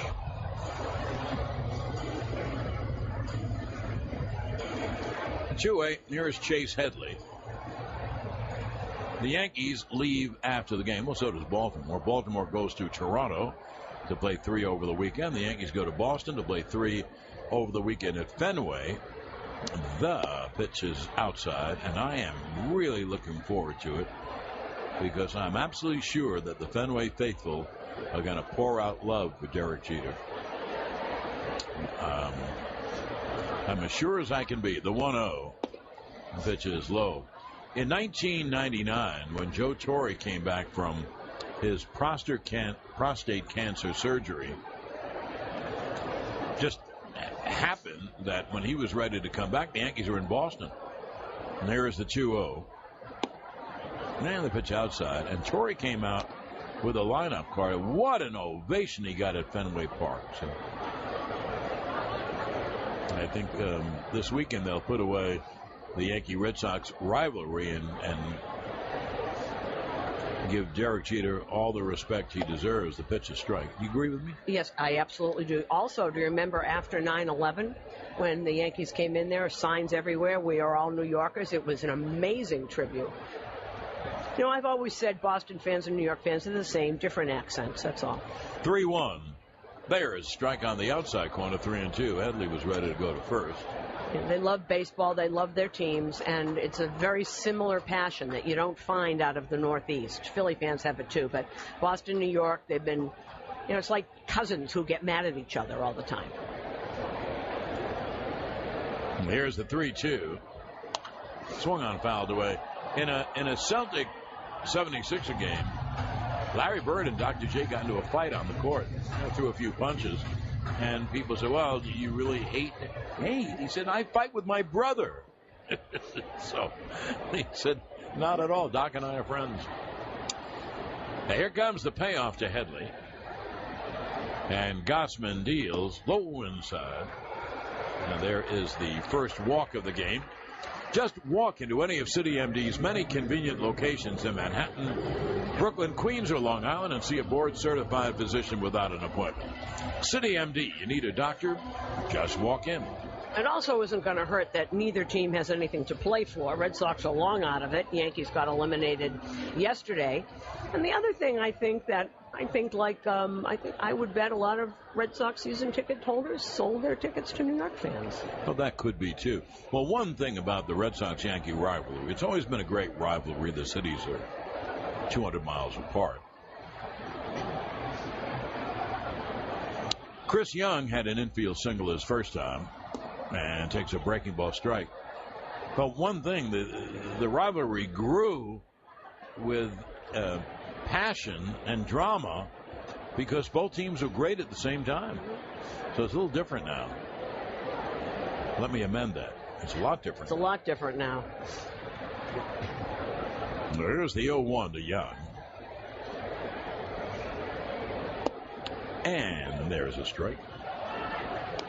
Because those rivalries in the 90s when Pedro was pitching and Manny and Big Papi against this team, those were like the rivalries in the 70s when both teams were good and there was Munson and Fisk and Rice and Reggie, and those were great rivalries, and it skipped a few years. It'll be an 0-2 to Young. Headley leads off first. And the pitch is chopped toward the middle. Grabbed by Hardy. Throws to first in time to end the inning. For the Yankees, no runs and no hits and one left. Now, at the end of 3 innings of play, we're tied at 2 on the WFAN New York Yankees radio network, driven by Jeep. Here, top of the 4th inning, all tied up. 2 runs apiece, 3 hits apiece, both teams. One of the great sluggers in baseball history, Frank Robinson, is in the house tonight.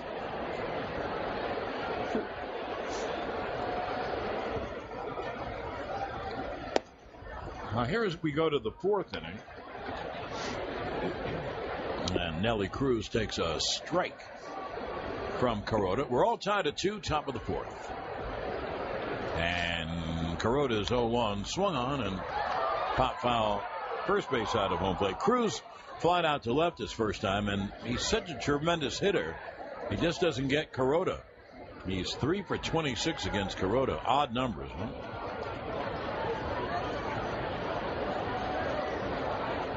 Now Hiroki will deal 0-2. First of all, Cruz steps out. Rain, a distant memory. It's dry, a little chilly, but dry. The 0-2 struck him out swing on a breaking ball way away. Isn't it funny? He just doesn't pick up Kuroda. He does, and that doesn't even start out as a strike, but for some reason it must look like one to him. That left his hand and it was not a strike. Yeah, it was way off the plate, and the slider would bring it way further off the plate. Well, one away. Here is right-hand hitting Steve Pearce. Pearce having, without question, his best major league year. The pitch is grounded foul. He's hitting right near 300. He has 20 home runs. And with Chris Davis out on suspension, Steve Pearce is now the first baseman. He set career highs, 50 runs scored, 97 hits, 25 doubles, and as John said, 20 homers and 48 RBIs. When Machado went out before Davis was suspended, Davis was playing third base and Steve Pearce stayed at first. The 0-1 is grounded to third, dug out by Headley. Takes a step, throws to first, and 2 away. I'm telling you, I think this after seeing him play for X amount of time, Headley is money in the bank. If it's it to him, I don't know, 19 times out of 20, it's an out. New York Yankees baseball presented by your Tri-State Audi dealers and the all-new Audi A3. Experience the uncompromised Audi A3 today or visit them at tristateaudidealers.com.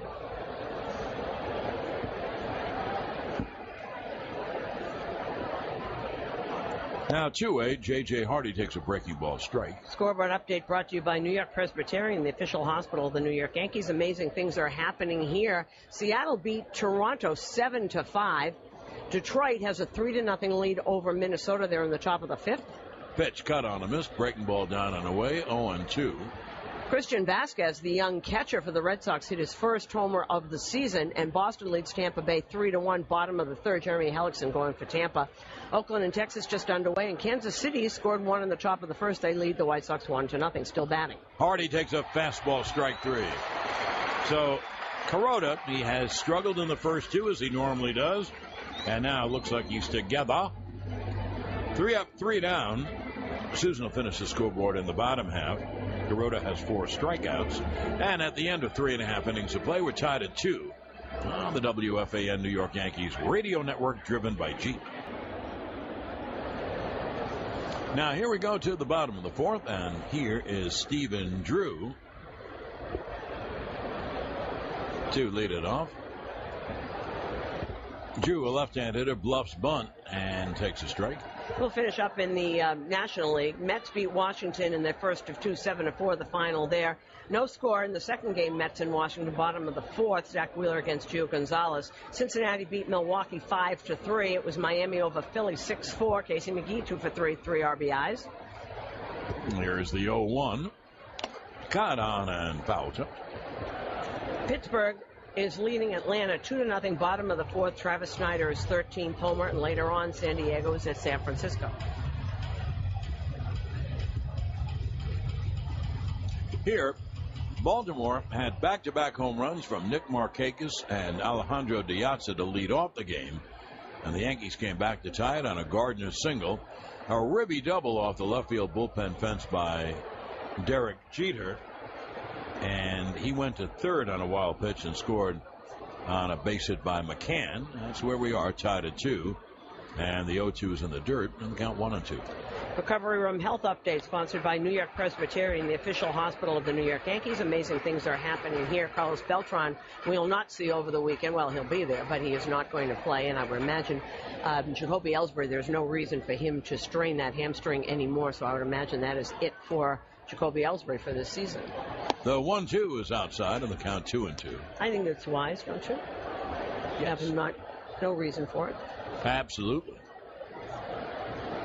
Now here's the 2-2 coming to Drew, Ichiro, and Perella, bottom third in the Yankee batting order. And the 2-2 is a fastball high, 3-2. Beltran, of course, will have those bone chips taken out of his elbow. They're actually in the muscle. And shortly after the season is over on Sunday, I think he probably goes to see Dr. Andrews on Monday or Tuesday. Here comes the payoff pitch to Drew. Swung on it, high in the air to left. Diaz back a step or two to make the catch, 1 away.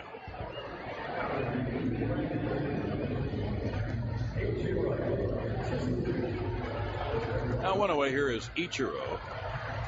Make ServPro your cleanup hitter by calling 1-800-ServPro or visit servpro.com. ServPro, like it never even happened. The cleanup hitter tonight for the Yanks is Mark Teixeira.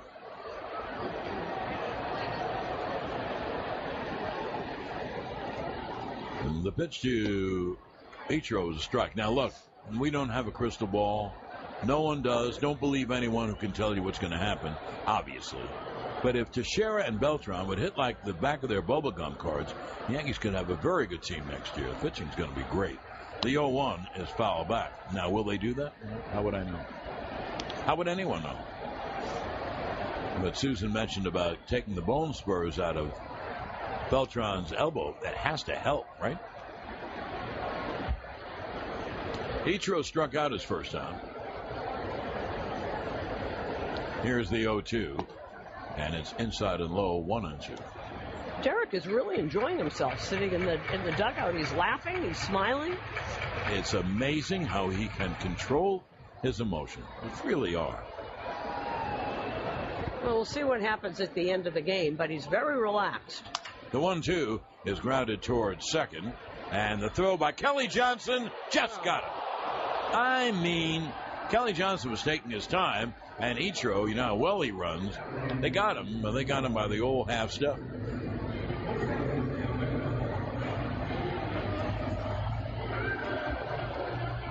Well, he was that was the half stop. They just got him. On what was a very innocent ground ball to second. Now two-way, and here is Perella. 2 outs, no one on. Bottom of the fourth, we're tied at 2.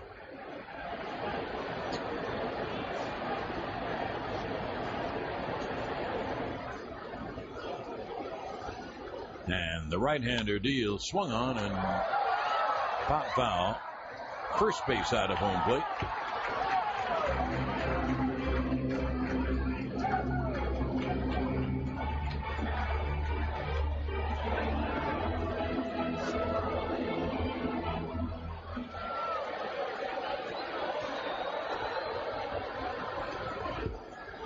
The pitch is grounded foul. And the count 0-2.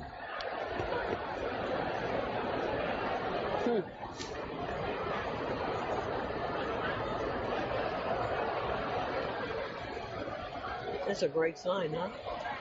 My grandpa told me stories about Babe Ruth. I'll tell my grandkids about Derek Jeter.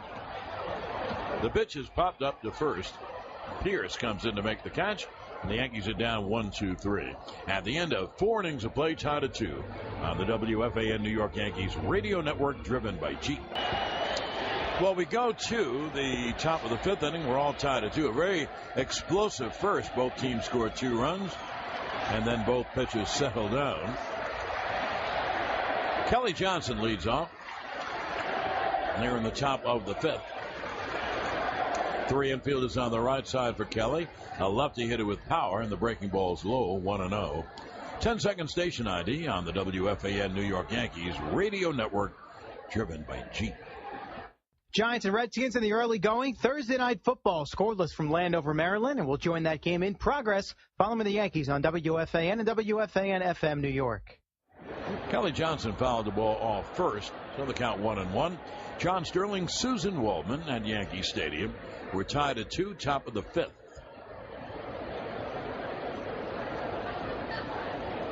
And Kuroda's 1-1. Caught on a missed. And the count 1-2.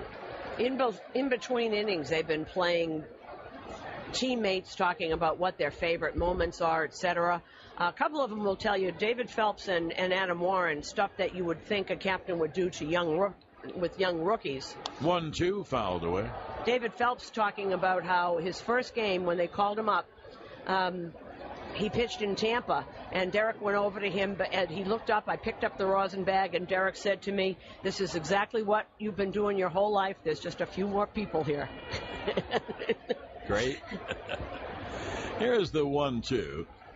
And the pitch caught on a miss. Johnson strikes out, 1 away. And then Adam Warren said when he made his debut, he went and picked up the rosin bag, and there's Derek Jeter, and he looks at him and he said, "This is fun, isn't it?" And Warren started laughing, and he just totally relaxed. Well, 1 away. And here is Jimmy Paredes. Switch hitter batting left. Paredes grounded out to short his first time.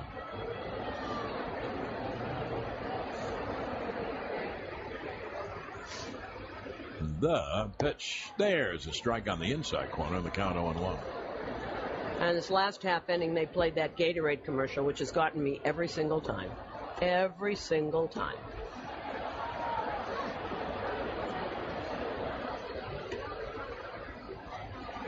Now here's the 0-1. Caught on a missed, and the count 0-2.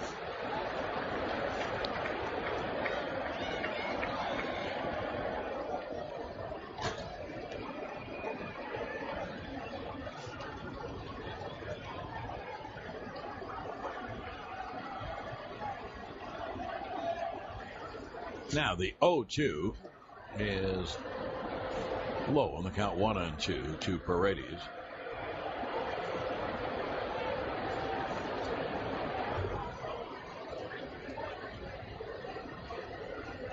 You know, you may have forgotten. I forgot, too. I didn't look around for anything. Just amazing, amazing. It's the 5th inning. It's post time, and we bring in Mike Vaccaro from the New York Post. The New York Post brings you the best sports in town every day. Here is the 1-2. Swung on, a little tapper to second. Drew Fields flips in time, and they're a two-way. Well, Mike, we have 2 outs. You could stay in the bottom of the fifth if you'd like. We always love having you on. I apologize. You got caught up in the magic of the night, I guess. I don't blame you. You know, the Post magazine that you gave us on Jeter, wow, is that fabulous. Really fabulous. It's kind of fun. You know, we've got a lot of words and a lot of stories about Derek this year, and this is the one I think we're all most proud of. It's all original stuff. We have a guest appearance from Billy Crystal, who wrote a really nice, poignant story. Some stuff on the flip play by Ken Davidoff and all the history of that. There really is a lot for just about anybody who wants to celebrate his career. Fabulous, fabulous, fabulous. I mean that. Breaking Ball is outside. I gave it to my sons who were here tonight, and I said, don't lose it. I want to read that. Because I was leaping through it, and it's terrific. It's really put together well. Harrison Goodman is the guy who put it together for the Post. Terrific work. Really well, he did a great job. Pitch. Stay with us. It's a pop-up down the right field line, and it lands foul. Just out of the Teixeira dive. He made a full dive like in the swimming pool and came up empty. He gets a good hand from the fence. Mike, you write so well, and I know you're going to write great on it. Can you imagine Jeter being able to come through with that double in the first inning? I mean, it was as hard to hit a ball as I can remember him hitting any time when he was 22, when he was 32, now at age 40. I mean, and in the moment, I don't know how he was able to see the ball through. There was certainly some mist in his eyes, because I think everybody else in the ballpark felt it too, because the only surprise is that it didn't quite sneak over the fence. Unfortunately, he found a 399 sign. He's able, I don't know how, Susan and I were talking about it. Here's the 1-1. Caught on a miss to Joseph. They got 1 and 2. He's able to seize the moment. He really is. No surprise. I mean, we've all seen almost every one of his at-bats his entire career, right? And so, and he's done his biggest damage when the leaves turn. When the leaves have turned. The Yankees might not play in October, but this is about as close as they're going to get. And so no surprise he would show up as he did. The 1-2 is slider strike on the outside corner. Mike will stay with us. Mike Vaccaro of the Post for the bottom of the fifth. 3 up, 3 down. Kuroda's really found it after a rocky start. And at the end of 4.5, we're tied at 2 on the WFAN New York Yankees radio network, driven by Jeep. Well, we go to the bottom of the fifth. We're tied at 2. Mike Vaccaro of the New York Post is with us to chat here in the bottom of the fifth inning. Gardner leads off. I wonder who's up next. Gardner singled and reached on an error, and the pitch is a strike. Mike, this is what I've said all along. There are people, they say, well, he's not as good as this guy, not as good as this guy. His greatness is being able to rise to the occasion. That double, the going to third on the wild pitch, that's who he is. And we've seen that for 20 years. Here's the 0-1. Breaking ball strike. It's kind of why I love the flip play so much, Susan, is that it really shows both his tangibles and his intangibles, right? Mm-hmm. The intangible of actually being there where no other shortstop would be. The tangible of being able to make that throw that maybe 5 people in the history of the game would be able to make. So that's kind of what he's always been, is a combination of tangible and intangible. And a lot of good tangibles, by the way. Here's the 0-2 to Gardner. And the pitch outside, the count 1 and 2. But isn't it also like he's always been whatever the team needs, he's been able to provide? Yeah, that always. Flip play is that, going into the stands. Always. The home run on the 3,000th hit. There's so many, you can't even say them all. Gossman's 1-2. Foul, third base out of play. The last year, Susan, remember the day he came back from all of his injuries. He hit a home run, and Joe Girardi summed it up probably as well as any of the writers have tried to over 20 years, saying he's a movie. And he really is. I mean, it's I think what you would have seen in the press box after the ball, ricocheted off the top of the wall a couple hours ago was a bunch of guys shaking their heads, but not in disbelief, in absolute belief. And the 1-2. Pitch high. I do remember that home run when he came back from being injured last year. He only played in a few games. And I recall using seize the moment then too. It just rang in my head. Yeah, it's something, and it happened first day in Cleveland in '96, and it's continued. And I've never seen, maybe you have, Mike, I've never seen an athlete so celebrated at the end of his career as Derek Jeter. Of course, it's been going on all year. We've seen it in every enemy ballpark. Here's the 2-2. Changeup, cut him on this. Gossman has a heck of a changeup. He's striking out a lot of Yankees on that. Well, 1 away, and here is the captain. Jeter, number 2. So where's this one going, guys? Left field, center field, or right field? Wherever he wants it to go. Well, there you see it. The people are standing, and we've seen this in enemy ballparks. It's what a send-off. That makes it even more special to get a hit like that because you feel with that emotion. How could you do that? Yeah, and you feel good for the people who are here because that's what they came to do, is to celebrate him. And boy, he sure gives them any reason. Whenever he steps to the plate, he seems to give people reason to celebrate him now.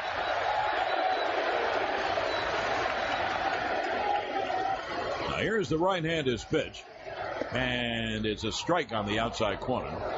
Do you find that today, anyway, he's a little more relaxed? He's smiling, he's laughing in the dugout. And maybe it's good that the Yankees are out of it so that we can just concentrate on this. Absolutely. I think I really did notice that for sure, Susan. The 0-1. Line hard foul. Down the left field line. And the count 0-2. I think one of the things, once you arrive someplace like a day like today, I think so much of the year has been anticipating what this is going to be like, and suddenly you're here. And you don't have to anticipate it. You don't have to imagine it. You're doing it. You're living it. And, that's the one thing he's always been able to do, right, is live in the moment. That's how he was able to hit a home run and to lead off Game 3 of the World Series in 2000 and Mr. November home run and on and on and on. And that's kind of how he hit the double in the first inning. The 0-2 just outside. And the count 1-2. Okay, Galvin better hit the ball right over the middle of the plate if he wants to call strike 3. I don't think he's going to get a call tonight. That fastball, by the way, was 97. This kid has some arm. That'll be a 1-2 to Jeter. 1 out, no one on. Bottom of the 5th, tied at 2. And the right-hander deals. Caught on him. This struck him out swinging. And they're a 2-away. I do have a question for you, and he'll get another standing ovation, so we'll listen to it. I had another question. I know that games go on, and the game will always go on. What kind of void is going to be in that clubhouse without Derek Jeter? I mean, not just the Yankees clubhouse. I'm sorry to talk over you, but I mean, which will have an enormous absence. But just in baseball, I love what Matt Williams said on Derek Jeter Day. He always thought he was the captain of baseball.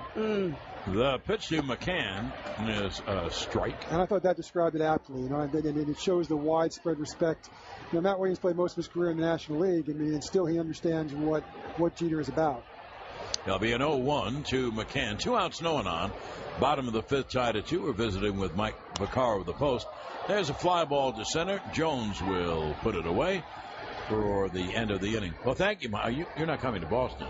I'll be there on Sunday for the finale of the season. So. You're going to be on with us Sunday? I think I might be. Oh, good. So good. Then I won't say goodbye right now. Thank you, Mike. Thanks, guys. 3 up, 3 down at the end of 5 innings of play, tied at 2 on the WFAN New York Yankee Radio Network, driven by Jeep. We go to the 6th. We're all tied at 2. Enjoy the sophisticated taste of Wendy's new smoked Gouda chicken sandwich, layered with caramelized onion sauce, melty Gouda cheese, and rich Dijon aioli on our toasted brioche bun. At participating Wendy's for a limited time. Since the first inning, in fact, since the first 2 batters, here is Markakis, who led off that game with a home run. Kuroda has given up no runs and 1 hit.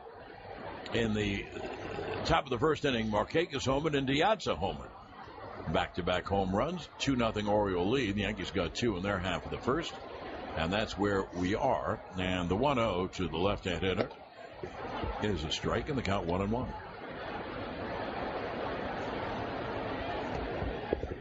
Markakis 1 for 2.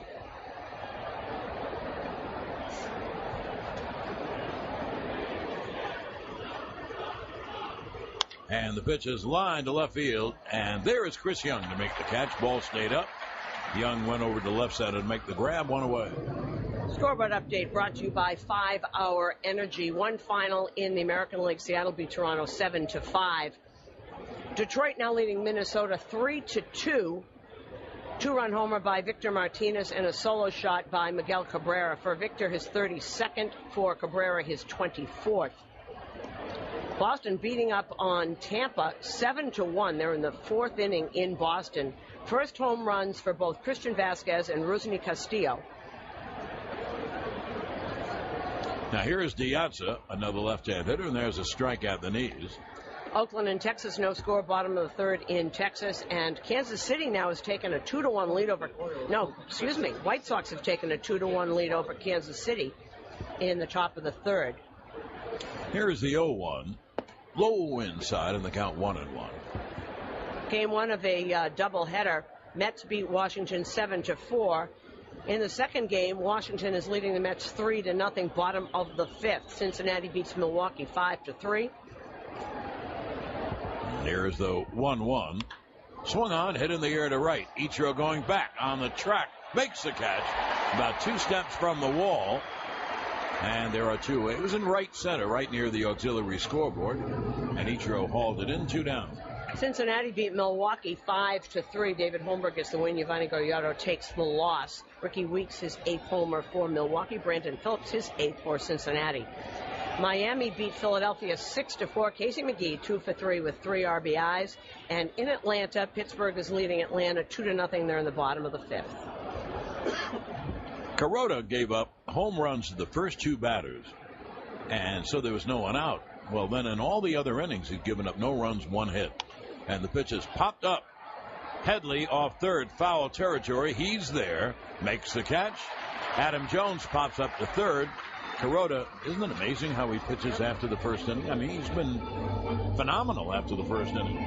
No runs, no hits. And no one left. Now, at the end of 5.5 innings of play, we're tied at 2 on the WFAN New York Yankees radio network, driven by Jeep. Yankees baseball is presented by your Tri-State Audi dealers and the all-new Audi A3. Experience the uncompromised Audi A3 today or visit them at tristateaudidealers.com. Well, that's it for Kevin Gossman and the lefty TJ McFarland in. Now, Buck Showalter trying to rest people. He's got playoffs coming up, so they wanted to get him 5 innings. He also had a lot of pitches. So the lefty, another young lefty, they're both about 22, 23. Well, Gossman just turned 23. I think TJ is 23 also. And for Gossman, I'll give you his numbers, but in the first inning, he gave up 2 runs on 3 hits.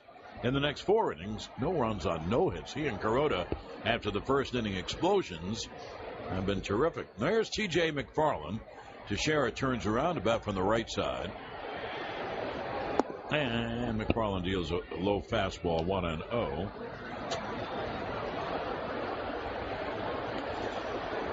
Gossman went 5 innings, 2 runs, 3 hits, 5 strikeouts, 1 walk. He can neither win nor lose the game. Tie ball game. McFarland will deal 1-0. Swung on and fouled at home plate. Meanwhile, Hiroki Kuroda, the Yankee starting pitcher, has thrown 62 pitches. Susan, he's thrown 62 pitches in 6 innings. That's 10 pitches an inning. And a lot of them in that first. And that's the starting pitcher pitch count, brought to you by New York State Smokers Quit Line.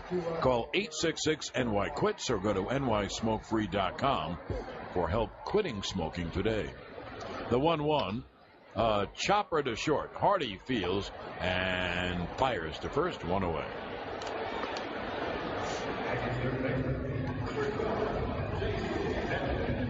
Here's Chase Headley.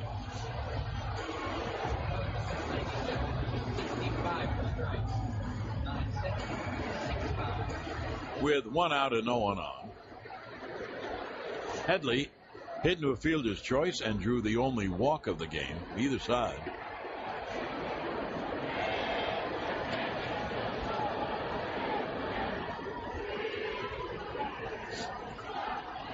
And Headley takes a fastball strike on the outside corner. 1 out, no one on, bottom of the 6th. We are tied at 2.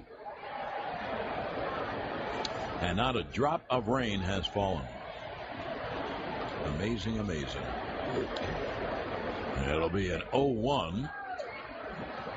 And the pitch is called a strike by the home plate, by the first base umpire, Brian O'Nora.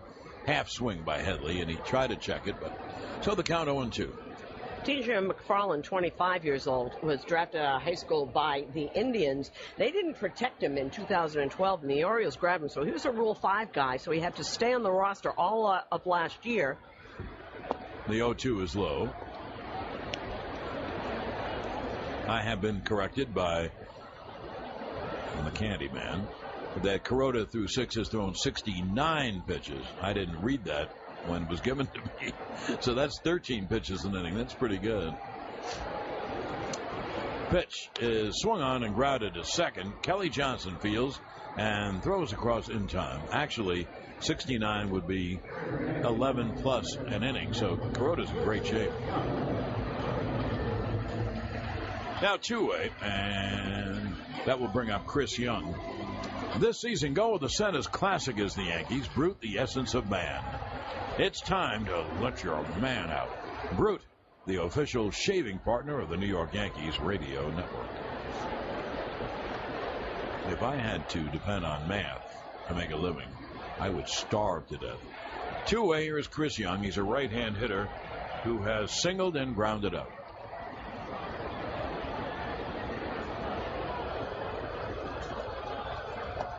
Pitch outside. The fans here, and I mean, they're jammed, and there's more media than you can shake a stick at, etc. They kind of take the few innings off when Jeter's not coming up. They go to the concession stands. You can see like a mass exodus after he is up to go wherever they're going. The 1-0 is fouled off. True. And the count 1-1. I mean, even in the World Series, there's somebody going up to get a hot dog or something. Not tonight. Well, now they are. They've got a while to go.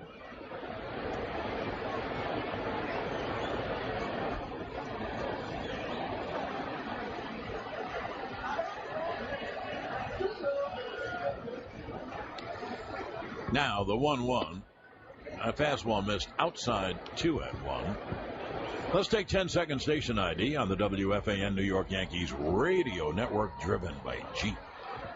Giants lead the Redskins 7-0 late first quarter of Thursday night football from Landover, Maryland. We'll join that game in progress following the Yankees on WFAN and WFAN FM New York. The 2-1 caught on and missed. Good sinker away by McFarland. John Sterling, Suzyn Waldman at Yankee Stadium on Derek Jeter night. I mean, it's his last game. It's his night in every single way, shape, or form. And we're tied at 2, bottom of the 6th, 2 outs, no one on. It'll be a 2-2. And 2 Young. And the pitch low, and the count 3-2.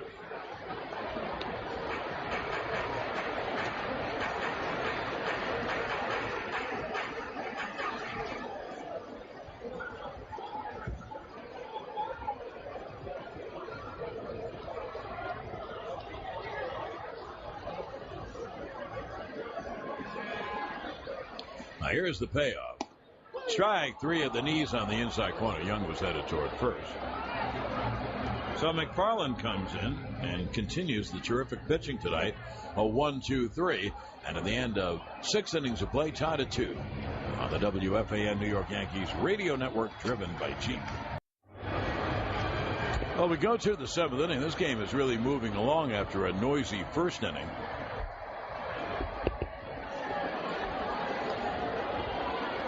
Here's Nelson Cruz to lead up. Kuroda gave up home runs to the first 2 batters, and since then, no runs, 1 hit, and that's the only base runner.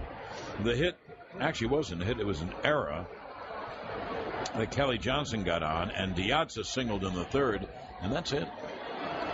Now here's Cruz, and the pitch is fouled back right under our booth. 0-1.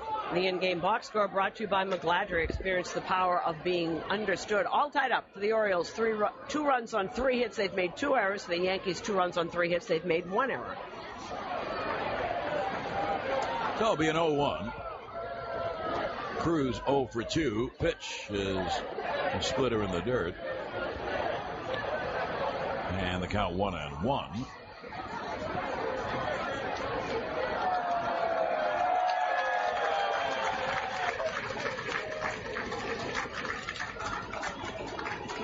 And Kuroda's 1-1 is inside. The count 2-1. I've mentioned before, I'm not going to hit it again, that Cruz doesn't hit Kuroda. But if you make a mistake, he hits it out. And a guy who has 40 home runs, now that's dangerous. Now here's the 2-1. Inside fastball, 3-1. Cruz, Pierce, Hardy. 3 right-hand hitters against Kuroda here in the 7th.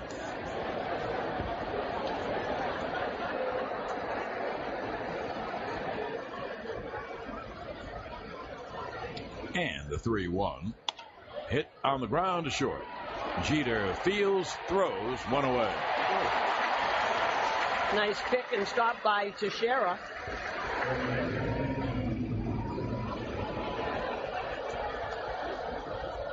You know, one of the things that you think about this wonderful career, he's only known success here. I mean, there have been beloved players. Like, I keep thinking of Ernie Banks. Who is more beloved than Ernie Banks? They won nothing. No, and also, maybe it's a different time and all, but he wasn't celebrated like this everywhere he went. Well, they didn't have stuff like this back then. Well, that's right. That's what I meant. Yeah. There's a breaking ball strike to Pierce. Beautiful breaking ball in the inside corner. Painting in the corner brought to you by Serta Pro Painters, because painting is personal. And the 0-1, there's a slider outside, and the count 1-1. I've never seen the equal of this. Every single game on the road. I was going to bring that up with Vaccaro, but we didn't have time. And here is the 1-1. Pitch low. And Derek Jeter had played in the Yankees, obviously, in St. Louis, I think only one time for 3 games. So I couldn't believe it this year when we played in St. Louis. The outpouring was phenomenal. Of course, that doesn't mean they don't see the games on TV and read about it and hear about it. Oh, they're great baseball fans in St. Louis. Just great. Now here's the 2-1. Man, it's grounded foul outside of third. So the count 2-2 on Pierce. You know, speaking of St. Louis, can you imagine if someone like Stan Musial were in this time and had a farewell tour like that? He'd be received like that. Without question. Adored by everybody. Now the 2-2. He struck him out swing on a breaking ball away. I have no idea what Kuroda's going to do. Maybe he doesn't at this point. You have to wait a while till after the year, but he's pitching great. I don't care how old he is. He's pitching great. Well, he was the one that brought it up last time, that maybe this will be his last time at the stadium. The other thing is that he might not be finished and retired. He might want to go home and pitch one more year in Japan. Now 2-way, here's Hardy. And he hits a high fly to deep left. Young going back on the track, stops, makes the catch. And that'll do it. Another 1-2-3 for Kuroda. He gave up homers to the first 2 men, and since then, he has been sensational. 3 up, 3 down at the end of 6.5, tied at 2 on the WFAN New York Yankees radio network, driven by Jeep. 7th inning stretch is brought to you by your Tri-State BMW Centers. BMW, we only make one thing, the ultimate driving machine. Well, really a very unusual kind of a game. Oh, I know it's unusual because of all the Derek Jeter, but just as a baseball game, Hiroki Kuroda came out and gave up home runs to Markakis and Diasa, the first 2 batters. 2-0. Gardner singled, and Jeter just missed a home run, banged one off the left center field bullpen wall for a run, moved up on a wild pitch and scored on a base hit. Those are the first 3 Yankee hitters. And you know what? Since then, nada. Since then, the Orioles have 1 hit and the Yankees have no hits. T.J. McFarland is in relief of the starter Kevin Gossman. He's in the 2nd inning, and here is Stephen Drew to lead it off. And the breaking ball is there for a strike. Speed Report is brought to you by AT&T. AT&T covers more than 99% of all Americans, which makes it easy for you to connect with family and friends. AT&T Rethink Possible. Give it to Brett Gardner, who sped home on Jeter's first inning double. I'll be an 0-1. And the pitch low. And the count 1-1 on Drew. Bottom third up. Drew, Ichiro, 2 lefties against McFarland. And then the right-hander to Jose Perella.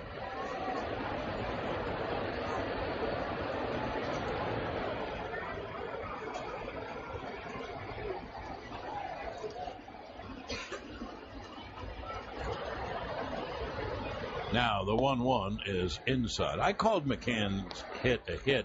Actually, it was scored an error, which it was. And Kelly Johnson fumbled the ball out on the outfield, not a hot shot at him. But the third hit came later in the inning on an infield hit by Young, and that's the last Yankee hit. So both teams have 2 runs, and both teams have 3 hits. And it'll be a 2-1 to McCann, or rather to Drew. And the pitch swung on, hit in the air to deep right. That ball is high, it is far, it is foul ball. I'm surprised that the ball went foul. That was fair a long way down the line, and it really didn't hook, it just went foul. Well, if you look at the flags on the top of the facade, they are blowing straight towards right field. So those, I think, it got up in the wind. If he had a little more line drive on it and not a loop in it, just went foul.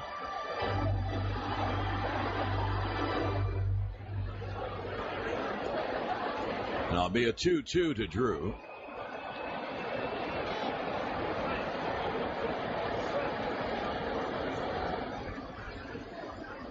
And the left-hander McFarland is staring in.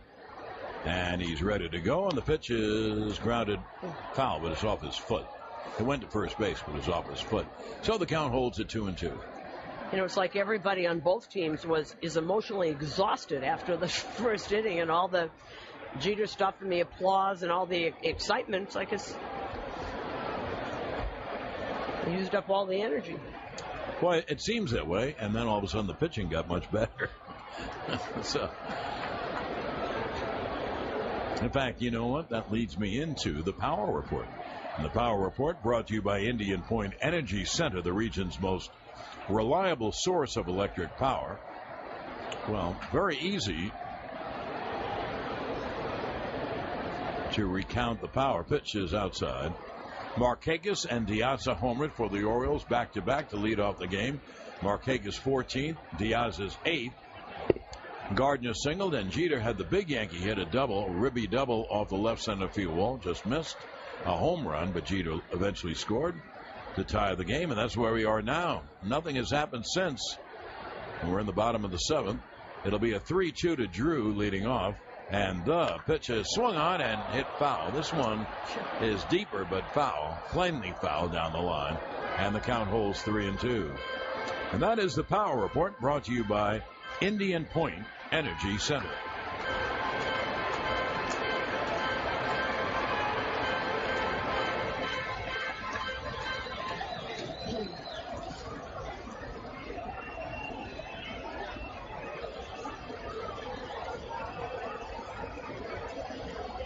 Now, the left-hander's payoff is cut on and missed, but it goes past Joseph, and on to first goes Drew. No throw. Went all the way back to the screen. So Drew is on a strikeout. I want to see if the ball bounced. It's either a strikeout wild pitch or strikeout pass ball. Now the Yankees have their lead runner on. Let's look at the pitch again. We'll take a look at that. And that it should be a pass ball, wouldn't you say? Because It did not bounce. That should be on the catcher. I think so. Yeah, strikeout pass ball. And here's Ichiro.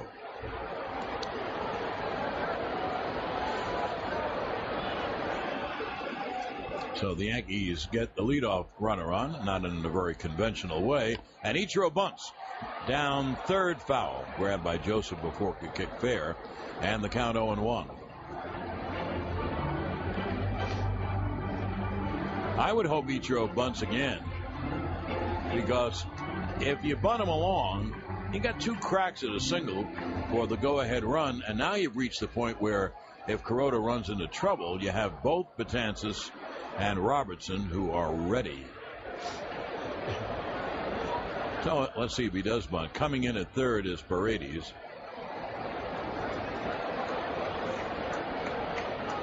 And the 0-1, and he squares and takes low.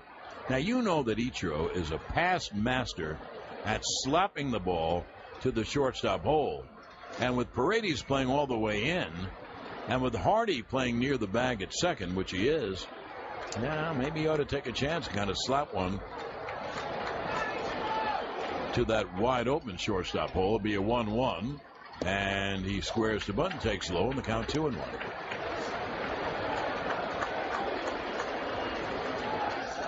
Attention media, tonight's plate attendance 48,613. That's 48,613. It is a sellout. 16th of the year here at Yankee Stadium, the highest paid attendance of the season. There's the 2-1, and it's bunted at and fouled in the count 2-2.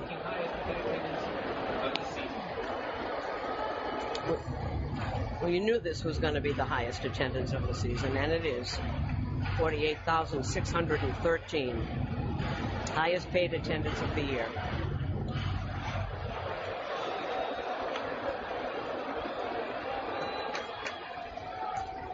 And the Yankees have drawn, well, I'll tell you this right after the Ichiro pitch.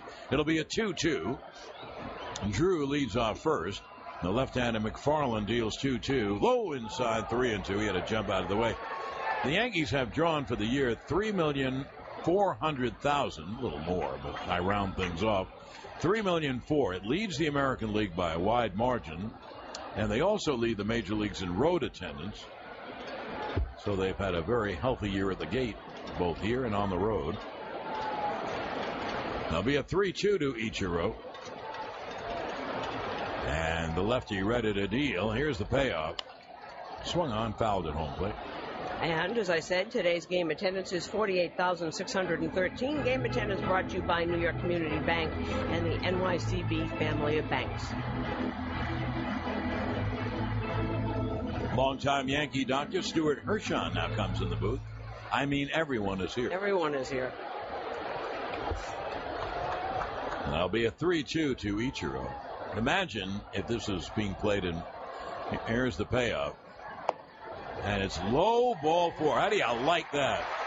So Ichiro draws a walk. And now, if Pirela doesn't bunt, you got a scoop. In a tie game, bottom of the 7th, first and second, no one out. Pirela absolutely has to bunt. He has to bunt toward third. And he gets together with third base coach Robbie Thompson.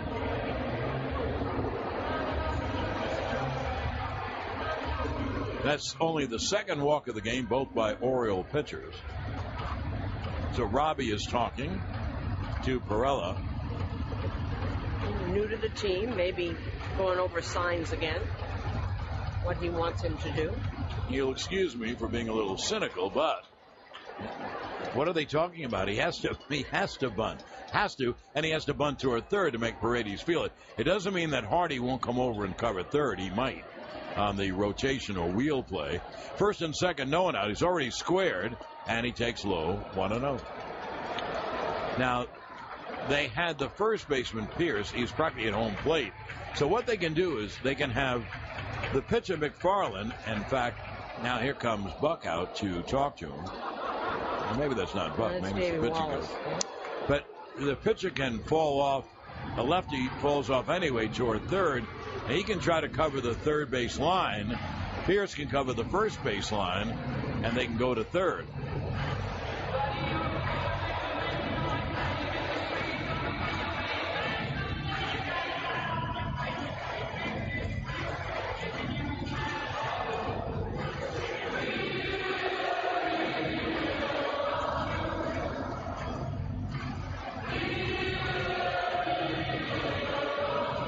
So Pirela stands in with a count of 1-0.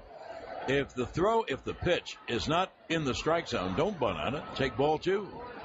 It'll be a 1-0 squaring, and he takes high 2-0. You know, a lot of times the pitcher is throwing as hard as he can up, so you pop it up, but he's out of the strike zone. Well, and Pirela, so far he's been really good with the strike zone. I think what Davey Wallace came out to talk to him about is don't throw a ball low, because the first pitch was low, was below the knees, and he just took ball 1 there. But that's an easier pitch to bunt than the one that, as John said, is above the letters. Now here comes the 2-0, and it's bunted down the third baseline. Great bunt. Joseph Fields throws off balance wide of first. How do you like that? That's why I like the bunt. If they mess it up, hey, they mess it up a lot. So Joseph fielded the ball at the third baseline, threw off balance, and threw way wide of first. And, hey, now it's on the Yankees. I don't want to hang the hat on them, but The bases are loaded and no one out. And they have Gardner, Jeter, and McCann. Well, he's lucky. Caleb Joseph was falling down as he threw that ball. He's lucky he didn't throw it into right field. Because he was falling down. I don't see how he could have at all made a good throw. He's lucky it did not get past Kelly Johnson. So it is a sacrifice and an E2. And the bases are loaded with no one out. And the Yankees have a golden opportunity to break open this game. Here's Gardner. And the pitch low, and it gets away from Joseph, not far enough. So Drew is at third, Ichiro at second, and Perella at first. And there's no one out.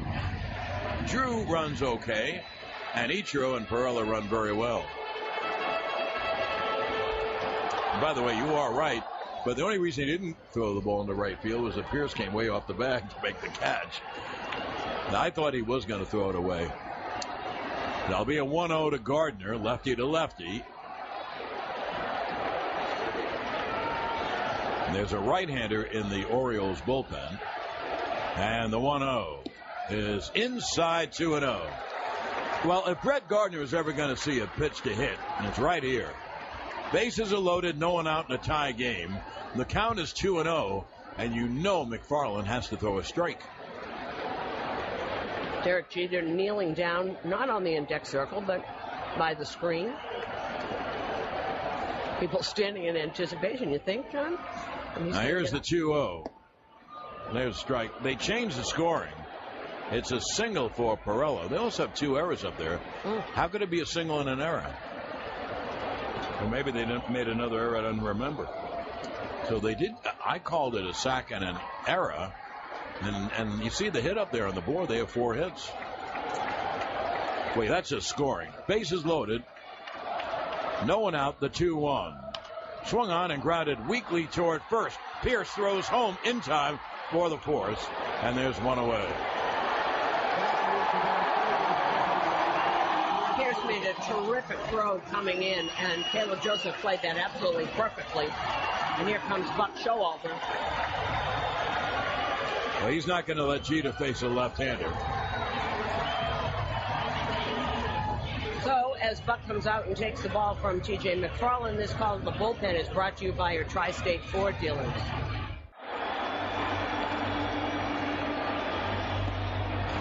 That pitching change also brought to you by AT&T. AT&T covers more than 99% of all Americans, which makes it easy for you to connect with family and friends. Well, the new pitcher for the Baltimore Orioles is the hard-throwing right-hander Ryan Webb.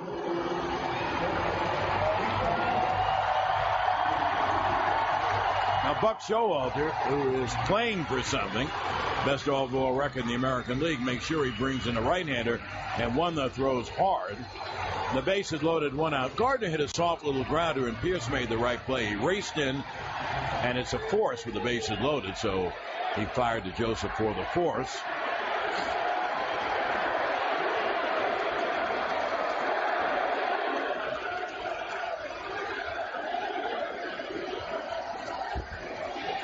Now here's Derek Jeter with the bases loaded, 1 out.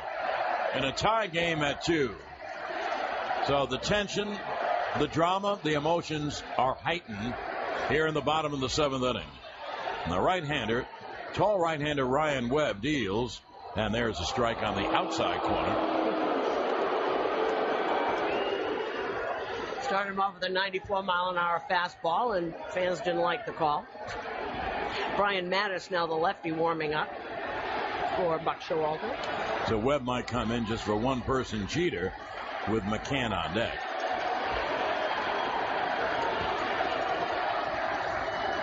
And here's the 0-1.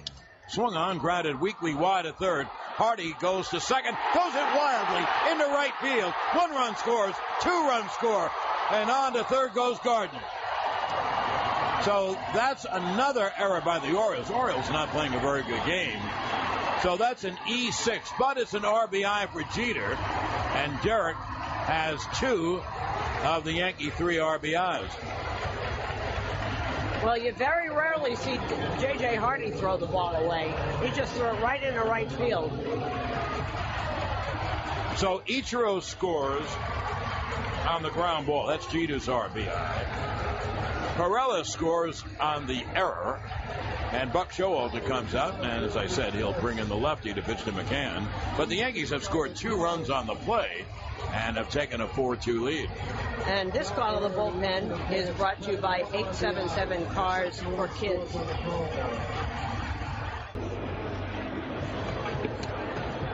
That pitching change was also brought to you by the New York Lottery. Buy $10 a quick draw between the hours of 5 and 8 p.m. and noon and 1 p.m. on Thursdays in September, and receive a 50% bonus on that ticket's winnings, only from the New York Lottery. Hey, you never know. New pitcher is the tall, thin lefty Brian Mattis.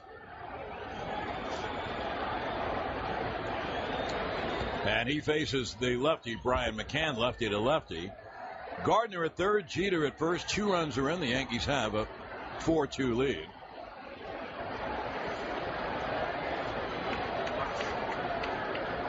And McCann takes a breaking ball low, 1-0. This has not been exactly a storied rally. The Yankees have banged the ball off the wall. Strikeout, pass ball, walk, an infield single, a bunt single by Pirelli. He was sacrificing, but the throw was wide. They call it a single. Gardner hit into a force play at home. And here is the 1-0 from Mattis to McCann. The pitch is low, breaking ball. Jeter hit a soft ground ball to short.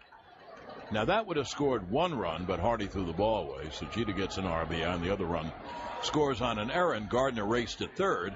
Now the Yankees have first and third, 1 out, a 2-0 count to McCann, and a fly ball would mean another run. No one's warming up in the Yankee bullpen. Kuroda's been phenomenal. It'll be a 2-0 to McCann. Swung on a high fly. That's what the Yankees needed to right center. There is Markakis. Gardner to tag. Here he comes. And the throw comes in towards second. It's a sac fly and an RBI for McCann. And the Yankees take a 5-2 lead.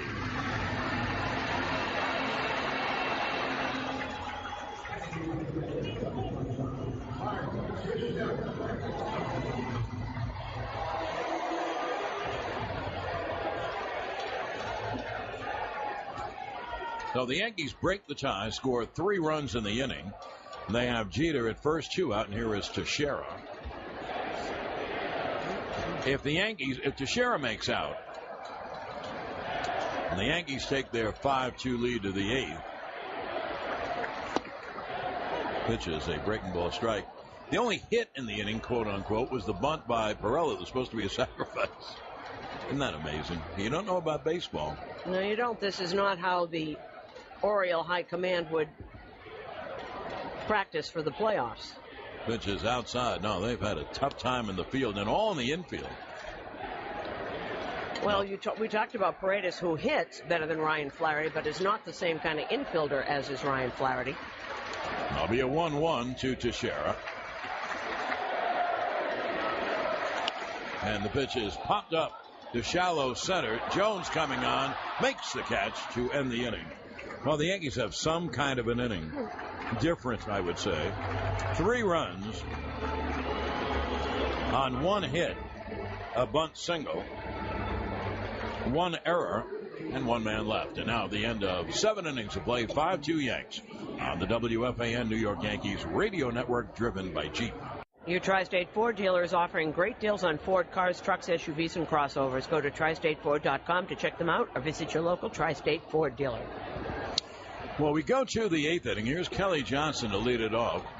And the pitch is a strike. Kuroda gave up home runs to Markakis and Diasa leading off the game. The first 2 guys hit home runs. Since then, no runs, 1 hit, and no walks. The 0-1 is dribbled foul off first. And that, oh, you have a scoreboard. Go ahead. Well, just a couple of scores. Detroit has taken a 4-2 lead over Minnesota, and the other team that is fighting wild card to maybe can catch Detroit, Kansas City, and they are losing to Chicago 3-1. They are in the 5th. Seattle's already defeated Toronto. Here's the 0-2. And the pitch is cut on and missed. You know, in some ways, especially if you ignore the first two batters, this is the best game Kuroda's pitched all year. He basically, after the first two batters now, is pitching a one-hit shutout, a one-hit, no-walk shutout. No one away, and here is Diazza, who has 2 of the 3 Oriole hits. Now, Buck Showalter has the lefty Joe Saunders up in the pen. Here's Jimmy Paredes, and he takes a pitch low. And, of course, Betances is up for the Yanks.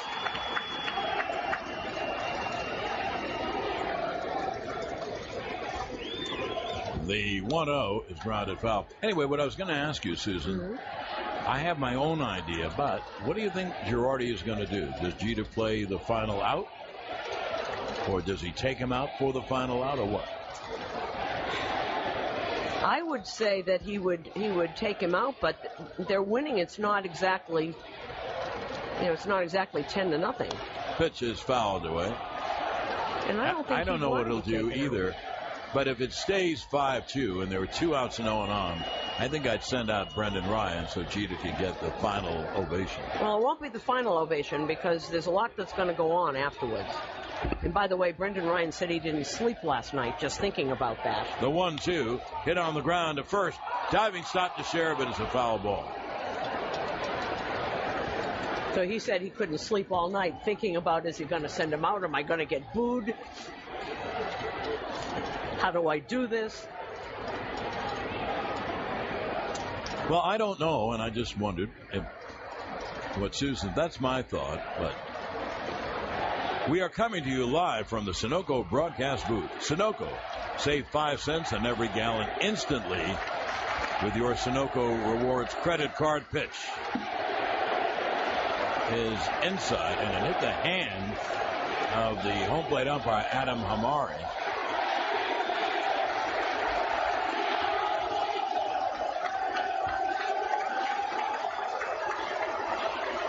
Now the crowd is just standing and screaming for Derek Jeter. He takes off his hat and he's waving to the fans.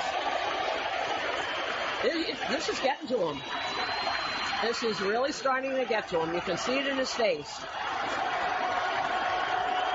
He's kind of breathing deeply. He's bending over, looking at the ground. Joe Girardi said it was going to start to get to him. There's the 2-2. And he struck him out swing on a splitter. This is Kuroda tonight. 9 strikeouts and no walks. And after the first 2 batters, no runs, 1 hit. I mean, that's as good as he can pitch. Well, 2 away. Derek Jeter is taking deep breaths, biting his lip.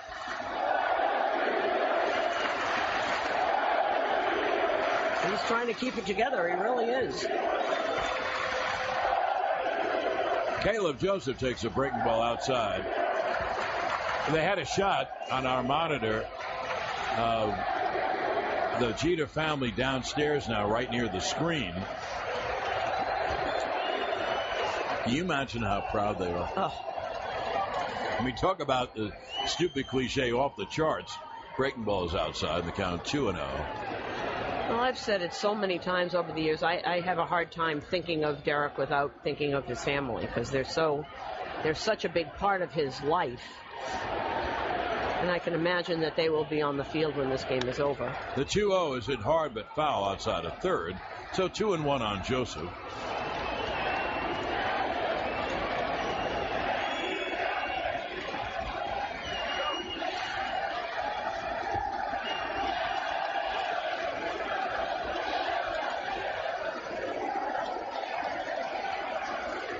Now, Kuroda wants a new ball. What makes Ford the best-selling brand in America even better? The incredible deals you get from Dana Ford. Stop by and check out the entire lineup of Ford cars, trucks, SUVs, and crossovers. No one beats your tri-state Ford dealer, Ford. And there's the 2-1. Strike on the outside corner. Well, he is painting tonight, Kuroda. And by the way, that cheer now has changed to Yankee Captain instead of Derek Jeter. It'll be a 2-2. 2 outs, no one on, top of the 8th. 5-2 Yanks, and the pitch.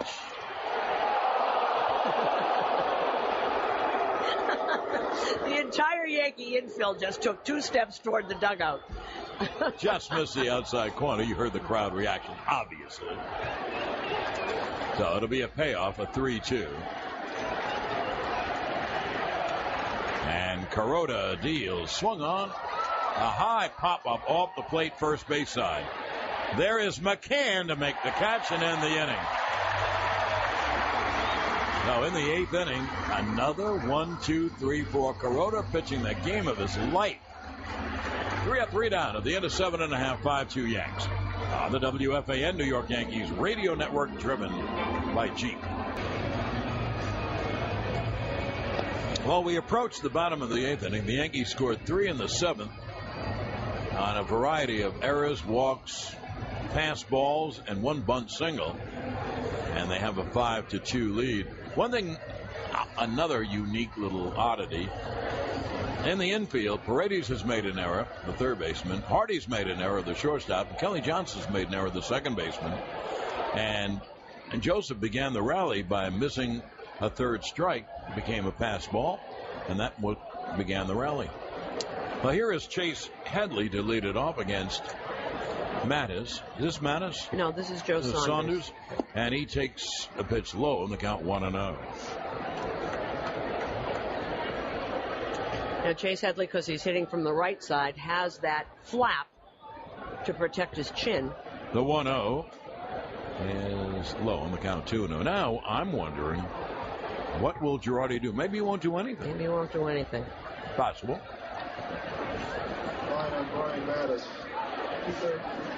Here's the 2-0. Ran the pitch, strike at the knees, 2-1. Well, you know, you look at it, and the Jeters are downstairs by the screen. They're down there for a reason. And there's certain people in this building that are down there. Pitch is low on the count 3-1. I think some ex-teammates are here. We've seen a few of them. And I think you know who they are. Now here's the 3-1. Line hard. That's leaping grab by Paredes, 1 away. No, Paredes giveth and taketh away. It was a bullet, and he made a terrific catch. David Robertson is warming up in the pen. You know what, John? Look out there. The rest of the bullpen is standing by the fence. They're not in the little house. They're all standing right by the fence in the bullpen, looking over. I do see it. Here is Chris Young with 1 out and no one on. Yankees have a 5-2 lead, bottom of the 8th. And the pitcher breaking ball low. The most popular way to follow the September pennant races is with MLB.com at bat, the #1 app for live baseball. Enjoy live look-ins, replay reviews, scores, live radio broadcasts, the MLB.TV game of the day, and more. Get at bat for your smartphone or tablet on the App Store or visit MLB.com. A 2-0 pitch to Young. And now it's going to be a 3-0 pitch to Young. You know, you really wonder what Derek is thinking. They keep showing him in the dugout. He's sitting. Is he looking out and going back over all the years that he's played here? Not at this place, but... The 3-0 is low. Young walks on 4 pitches from Saunders. I know he's about winning, but, you know, the season is over for the Yankees. Do you let yourself focus on the fact that in another half inning, you'll be taking off those pinstripes for the last time? You'll never have a player more celebrated at the end of his career, what he's gone through. And I don't know what he's thinking, but, I mean, the emotions in him one day going to bubble over, right? Mm-hmm. The pitch to Drew is outside. Drew is the guy who struck out to begin last inning and reached on a strikeout pass ball, and that began the 3-run rally to break the tie. Well, he was starting. You could see it when he was out at shortstop. You could see the emotion starting to creep in. Here's the 1-0. And there's a strike.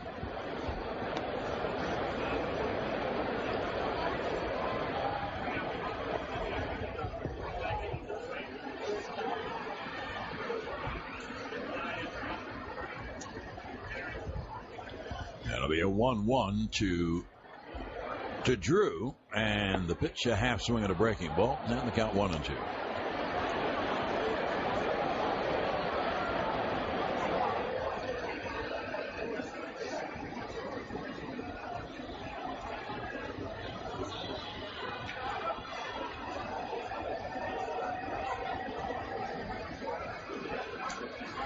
Now it'll be a 1-2.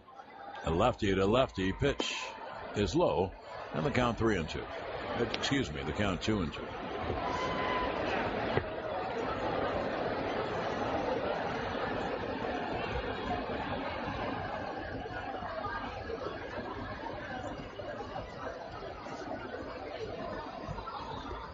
The pitch to Drew is grounded weakly up the first baseline. Pierce fields. He touches Drew.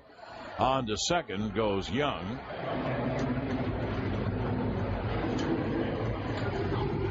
And there are two in. Here's Ichiro.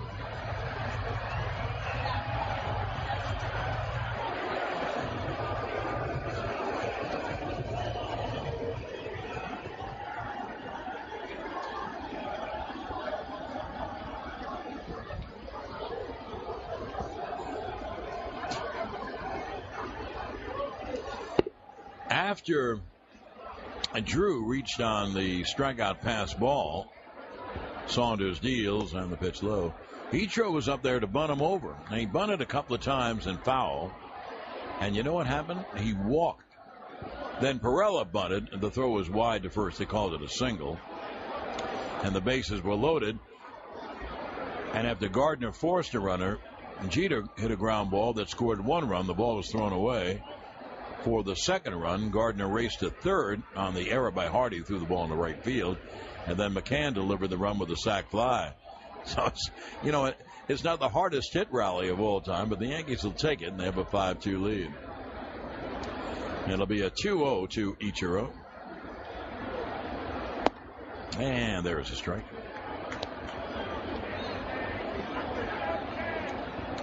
I would say Robertson is coming in. They wouldn't get him up if he's not.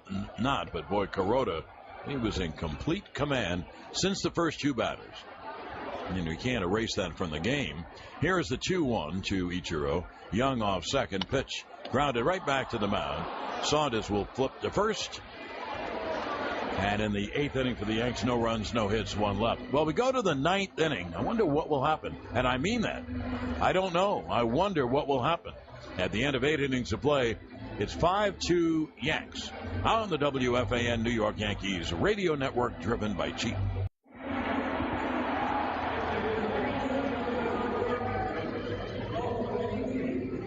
Workman Circle Multicare Center sponsors this Yankee Save opportunity for quality care close to home. Choose Workman Circle Multicare Center. Now, what Hiroki Kuroda accomplished today is something. He gave up home runs to the first two batters, who incidentally are leading off the ninth. So from that point on, in the next 8 innings, don't forget 2 are up, 2 went out, there's no one out. In the next 8 innings, Kuroda gave up no runs, 1 hit, 9 strikeouts, no walks. You can't pitch better than that. So for the night, Kuroda 8 innings, 2 runs, 3 hits, 9 strikeouts, no walks. David Robertson comes on for the save. And here is Nick Markakis to lead it off.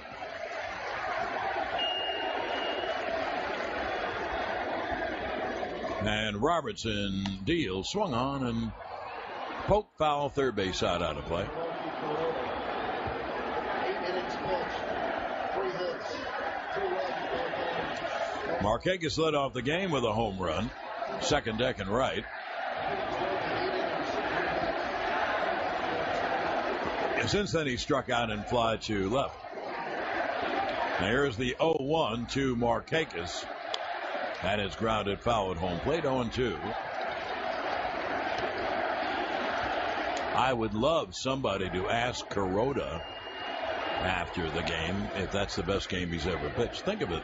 I know he gave up home runs to the first two batters, and you can't forget that. But after that, in his 8 innings, because it was 8 innings, there wasn't anyone out at the time. No runs, 1 hit, a single, 9 strikeouts and no walks. it'll be forgotten because of what's going on tonight. But here is the 0-2. And the pitch, a breaking ball in the dirt. The count 1-2. And honestly, I don't know what is going to happen, if anything is going to happen, before the end of the game.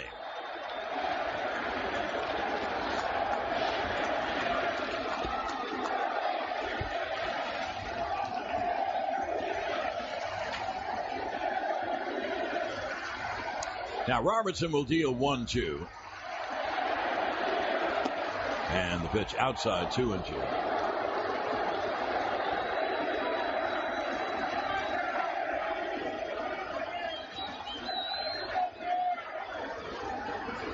Markakis had stepped out. Everyone is standing. No one is in their seat. 48,613 in the building, and the pitch is outside. And the count 3-2.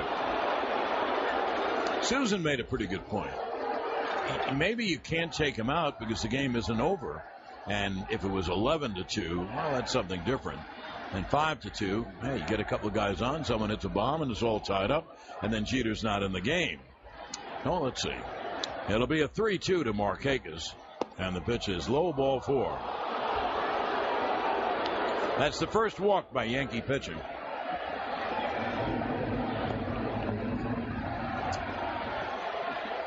Hey, Jack, do you have any idea how many pitches Kuroda threw?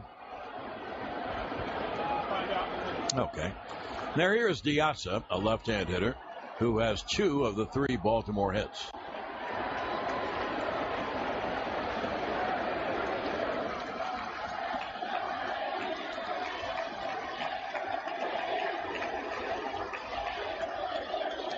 Robertson deals, and there is a strike. And the count 0-1. At the end of the broadcast, let's say the Yankees win the ball game. Kuroda had thrown 95. Thank you. Kuroda had thrown 95 pitches. I don't know how much he had left. He was phenomenal after the first 2 batters. It'll be an 0-1 to Diasa. And the pitch is a strike at the knees, and the count 0-2. Anyway, at the end of the game, I don't know what's going to happen then either. But we'll have Suzyn Waldman on the field to document everything that is going on.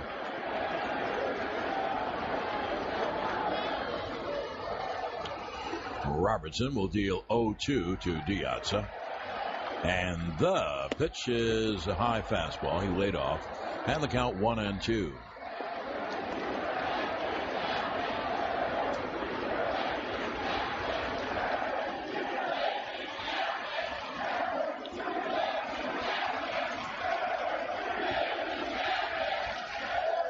Now, Robertson is set to go. And it'll be a 1-2. Strike 3 outside corner. Diasa caught looking. And there is 1 away. Obviously, the first strikeout for Robertson, the 10th by Yankee pitching. And here's Adam Jones.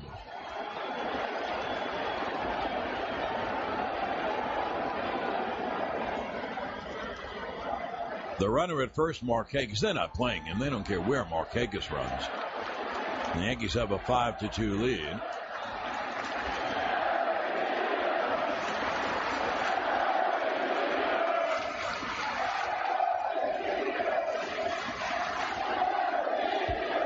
Adam Jones, a right-hand hitter, digs in.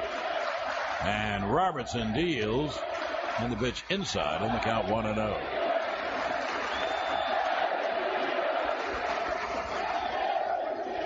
I can't imagine being able to play under these circumstances. I mean, you'd be, if it's any of us, we'd be bubbling over.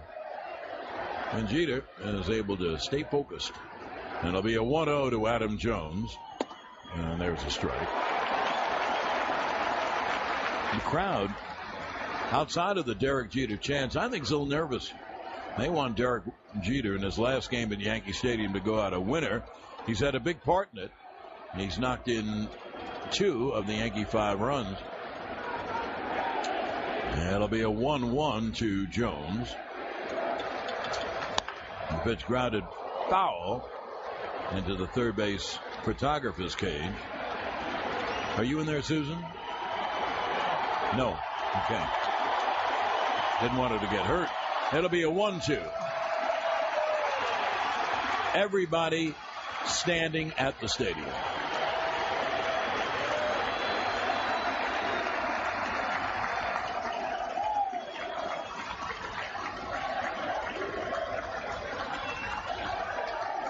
Now Robertson is set. Marquegas off first. Pitch.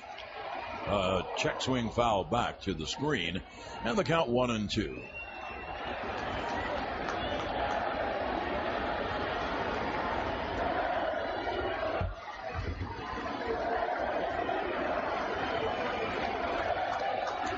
Jones steps out.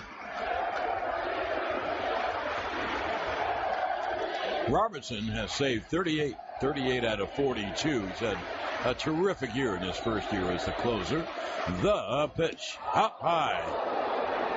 And the count 2-2 is a fastball right up at the chin of Jones, who ducked out of the way. And the count 2-2.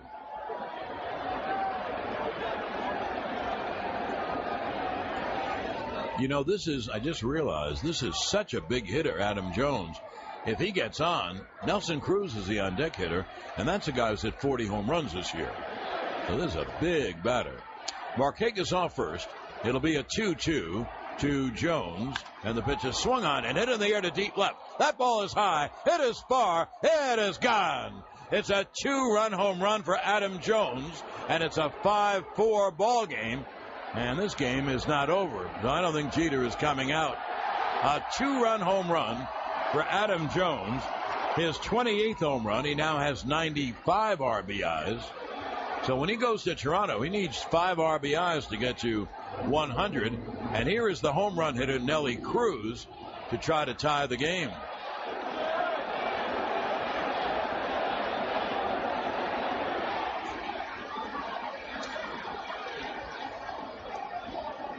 And the sac fly by McCann was a biggie to score the 5th run. So Cruz and Pierce, who have combined for 60 home runs this year, are the next 2 batters.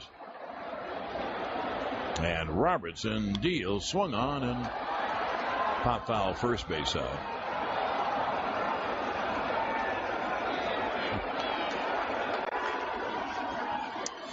It's a 5-4 game, Yankees, and now you know Jeter's not coming out. Not in a 1-run game in the 9th inning. Now it'll be an 0-1 to Nelson Cruz. And Robertson deals. Ball it bounced up there, breaking ball in the dirt. And the count 1-1.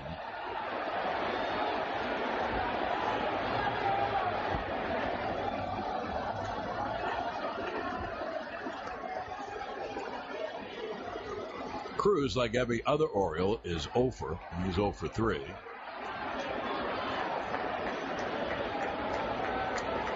Now here's the 1-1. Swung on, foul back, and the count 1-2. Cruz 40 home runs on the year. And the next fellow up, Steve Pierce, has 20 home runs on the year. I think the Yankee fans before the home run by Jones were a little worried. Now they're very worried. And it'll be a 1-2 to Cruz.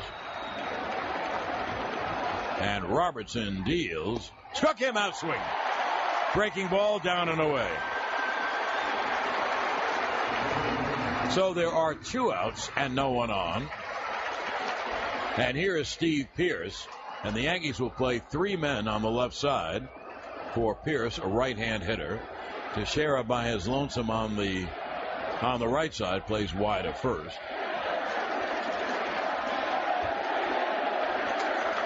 And Pierce 0 for 3.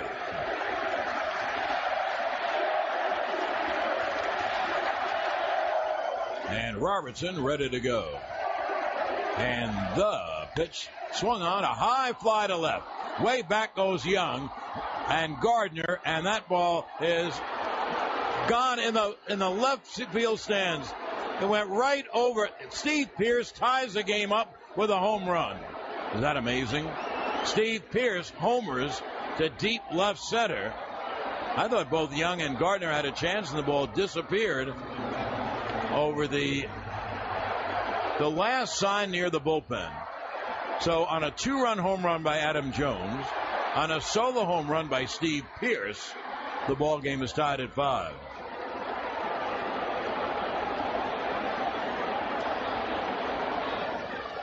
Wow.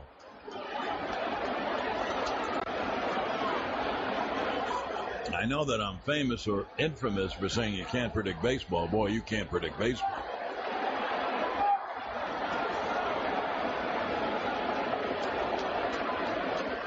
So David Robertson gives up 2 home runs in the inning. He gives up a walk, which was always a killer when you walk the first man.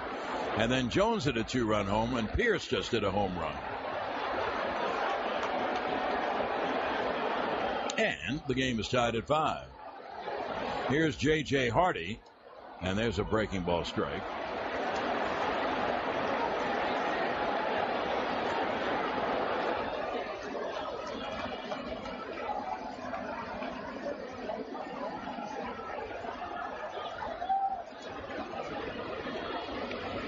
Now the 0-1. And there's a strike.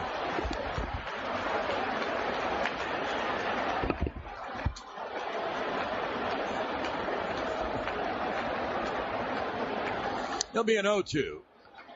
Here, the right hand hitting Hardy. And the pitch is swung on and hit in the air to right center. Gardner moves over to make the catch. The Orioles stage a terrific rally. A 2-run home run by Adam Jones. A 2-out solo home run by Steve Pearce. 3 runs, 2 hits, no one left. And at the end of 8.5 innings of play, we're tied at 5 on the WFAN New York Yankees radio network, driven by Jeep. Ryan Flaherty goes to third base for the Birds, and Evan Meek, a right-hander, comes on. Perella will be the leadoff hitter. Perella, Gardner, and then Jeter here in the bottom of the ninth with the game tied at 5. A phenomenal Baltimore comeback in a phenomenal game. So odd, so different. Markakis and Diaz a homer to lead off the game. And in the ninth inning, after Markakis walked and an out, Jones hit a 2-run home run to make it 5-4. After another out, Pearce hit a home run to tie the game. Oh, we go to the bottom of the ninth inning. All tied at 5. Jose Perella is 1 for 3, a bunt single, and he grounds one foul outside of third. And the count 0-1.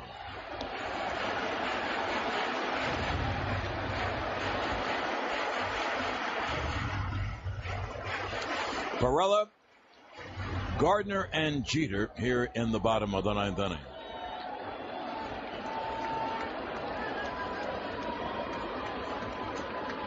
That'll be an 0-1. And a breaking ball is high. He bluffed bunt. Flaherty was back.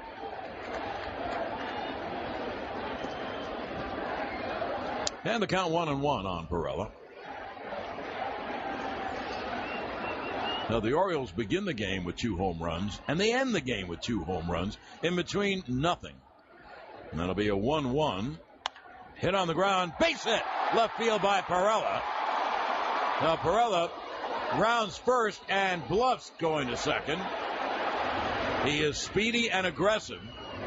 He had a hot shot past the dive of Flaherty.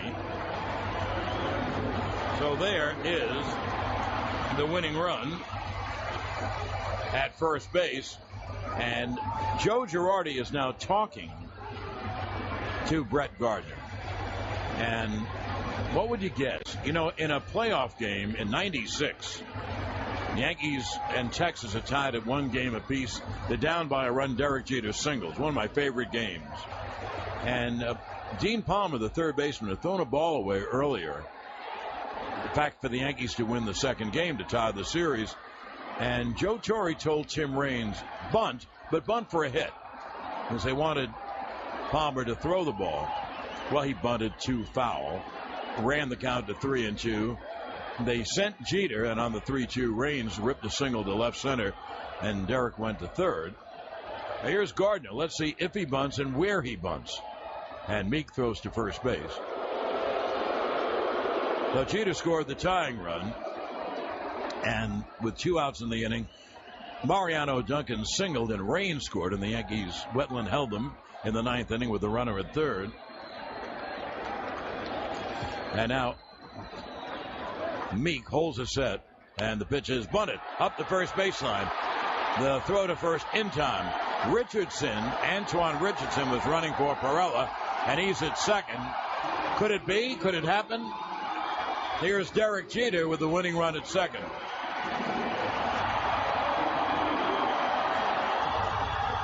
So the sacrifice by Gardner.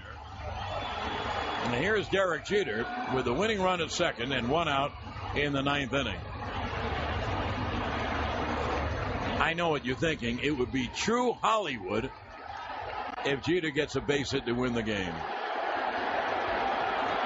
Now that would be Hollywood. Jeter 1 for 4, a ribby double and 2 RBIs. The other RBI was a ground ball when the Yankees broke the tie in the 7th.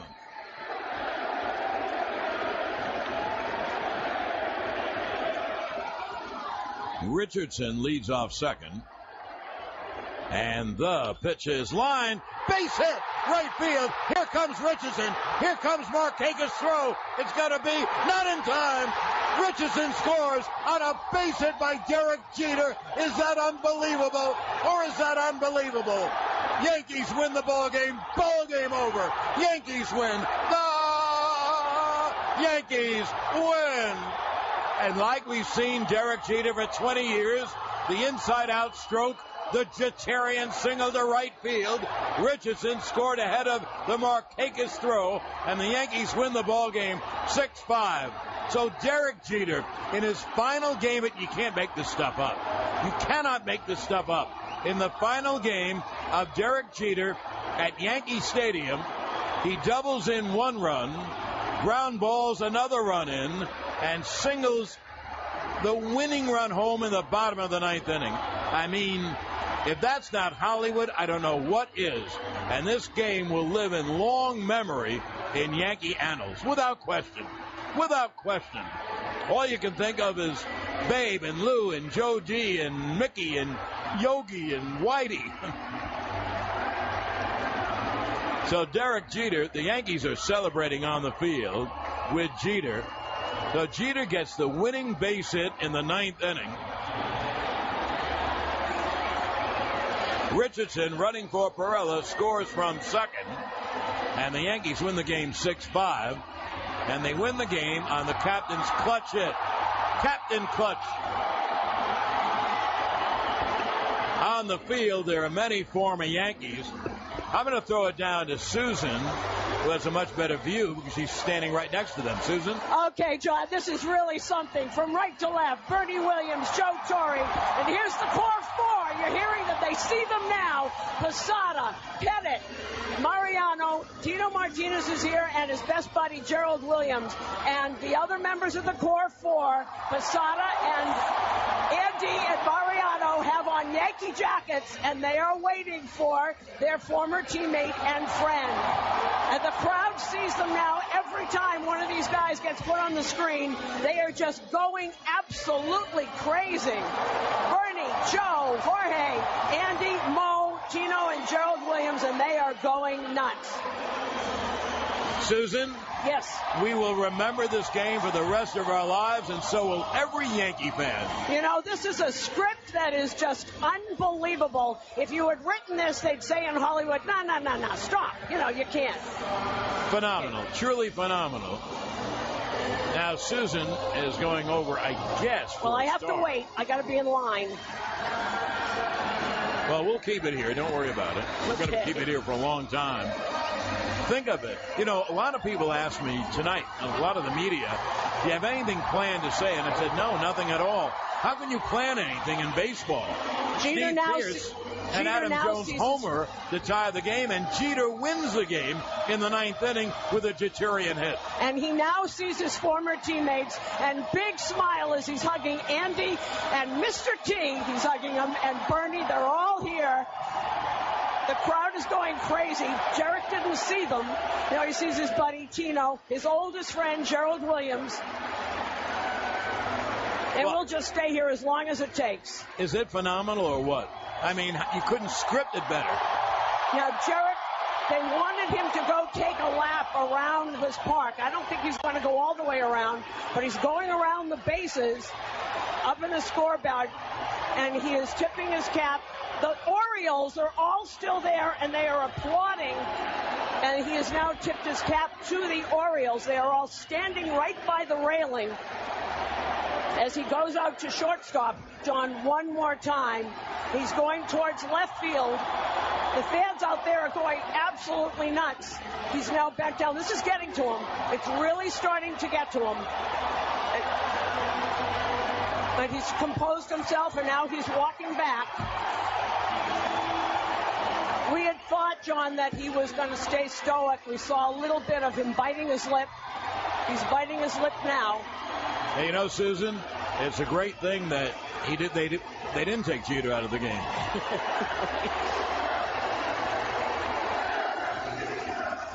This is really something. I think also that Derek Jeter was finally overcome when he went to shortstop and bowed down as he walked around. I think he finally was letting his emotions out. He doesn't want to show them.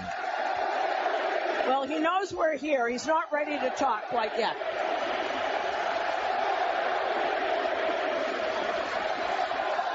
He's going over to find his folks.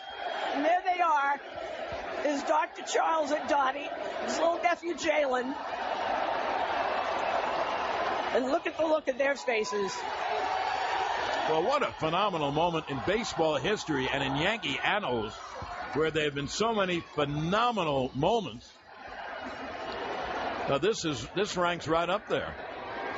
So you'll hear Derek in a moment. He's on now with Meredith Marakovitz of the Yes Network, and then he'll be on with Susan. And they're playing it on the scoreboard.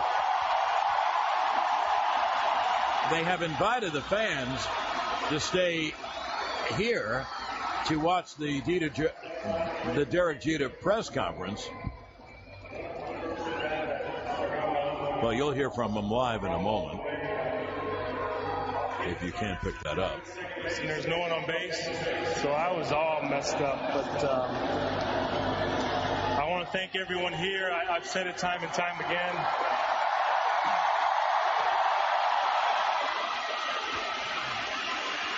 You know, everybody's chanting, "Thank you, Derek," and I'm thinking to myself, for what? You know, I'm just trying to do my job, so thank you guys. Derek, for 20 straight years, you've put on that uniform. Coming to the ballpark today, knowing it was the last time you were taking the field here in the Bronx and putting on those pinstripes, what was that feeling like for you?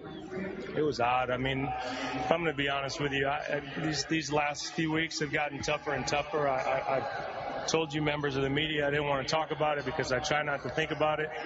But it was very, very difficult, but it's all worthwhile. You've always been focused on one thing, and that one thing has been winning and winning championships. Were you able to take a step back today and kind of take it all in? Yeah, I mean, this was a lot of fun. I mean, thank you. You had quite the greeting community there with the 4-4 here, some of your other teammates, Joe Torre. What was it like to see them here on the field supporting you in your final game? It's, those guys are like brothers. Mr. T's like a father. The whole organization, the fans. I want to congratulate the Orioles and wish them luck going into the playoffs.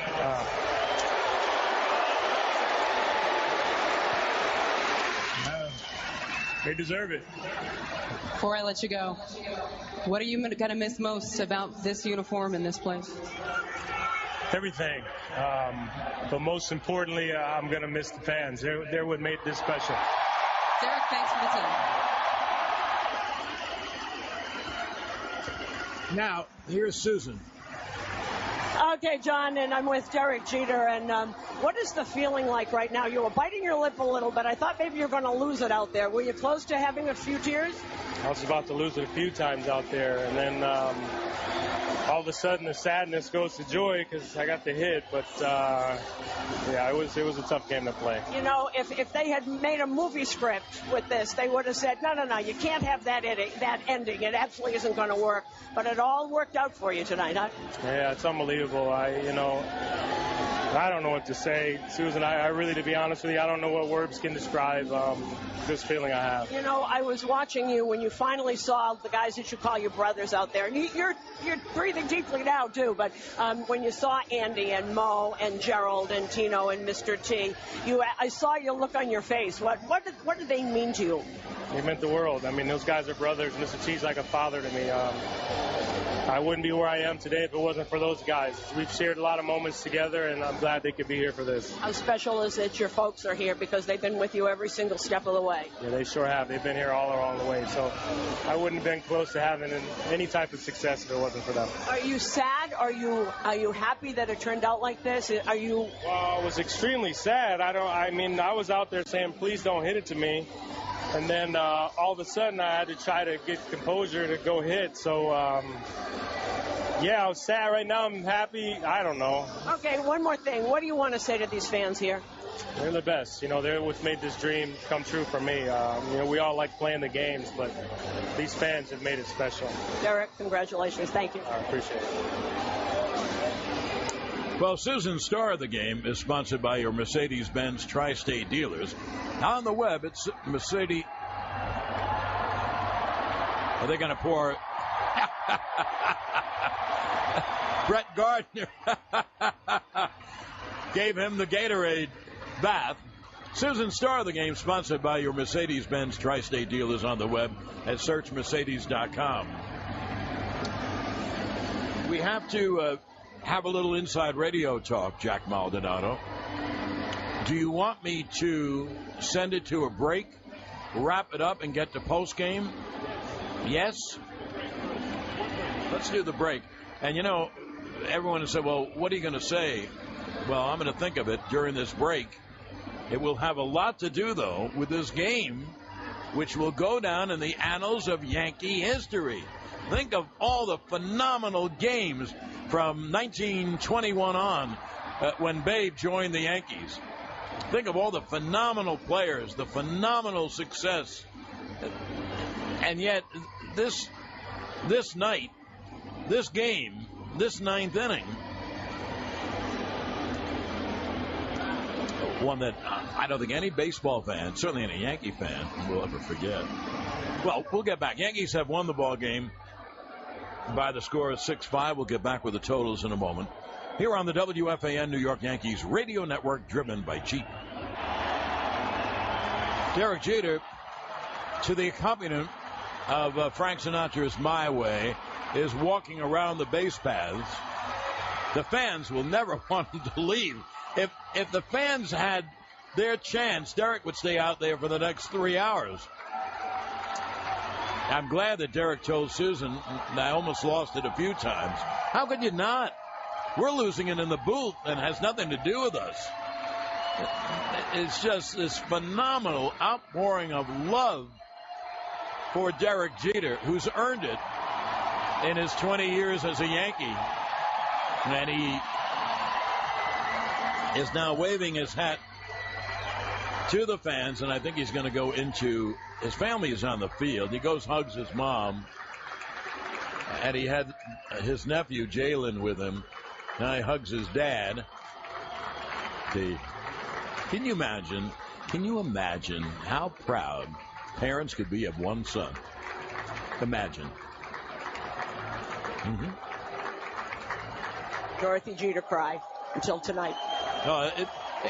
If he didn't, he wouldn't be normal. And he doesn't want to leave. He does not want to leave. He's going down the stairs. He's got his arm around Joe Torre. The guys were betting, the core four and his buddy Gerald Williams said he'll never go out there and wave to the fans like he did. He just didn't want to leave. Now the rest of the team going in. It's probably the greatest loving I've ever seen, I've ever witnessed or heard or whatever. Well, the Yankees, in winning the game on Jeter's Jeterian single to right field, is that amazing? I mean, is that a Hollywood script or what? It's a Hollywood script of a bad grade B movie in the 30s. Just amazing. Well, the Yankees scored their 6th run of the game on the Jeter hit, the game-winning hit, which means you get 50% off your regular menu price order tomorrow at papajohns.com.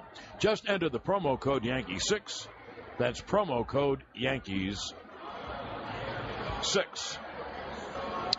The time of the game, 3 hours and 10 minutes. And the length of the game is brought to you by Betteridge Jewelers, founded in 1897. Well, here are the totals.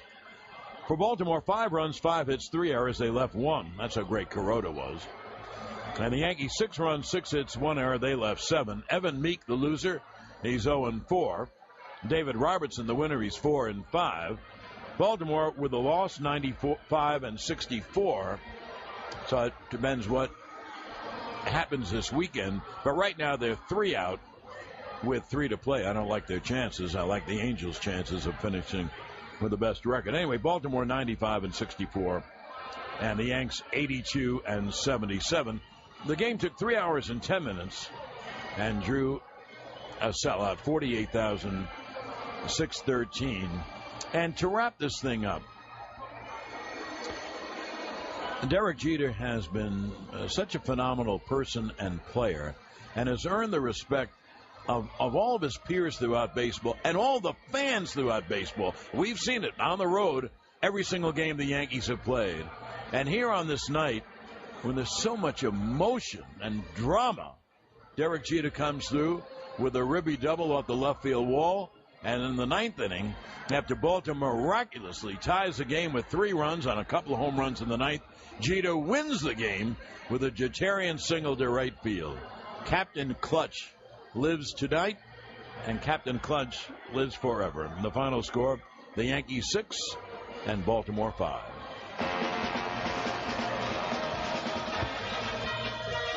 New York Yankees baseball is a production of Sports Radio 66 and 101.9 FM WFAN in conjunction with the New York Yankees.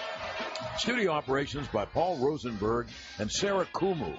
Producer-engineer, Jack Candy Maldonado. Executive producer, Dove Kramer. Coordinating producer, Vicky Biello. And production assistants by Melissa Raff and Rick Roush.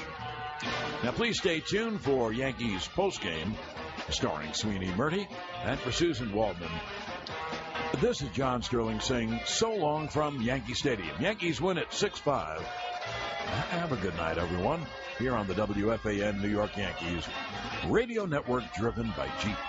Yankees baseball was presented by Jeep, featuring the all-new award-winning 2014 Jeep Cherokee, built free. It's also brought to you by Prudential. Bring your challenges. Foxwoods Resort Casino. Visit foxwoods.com. McGladrey. Experience the power of being understood. Your Tri-State Ford dealers. Barnabas Health, New Jersey's largest hospital and healthcare system. Domino's Pizza, the official pizza of the New York Yankees radio network. Salino and Barnes. Workman's Circle Multi-Care Center.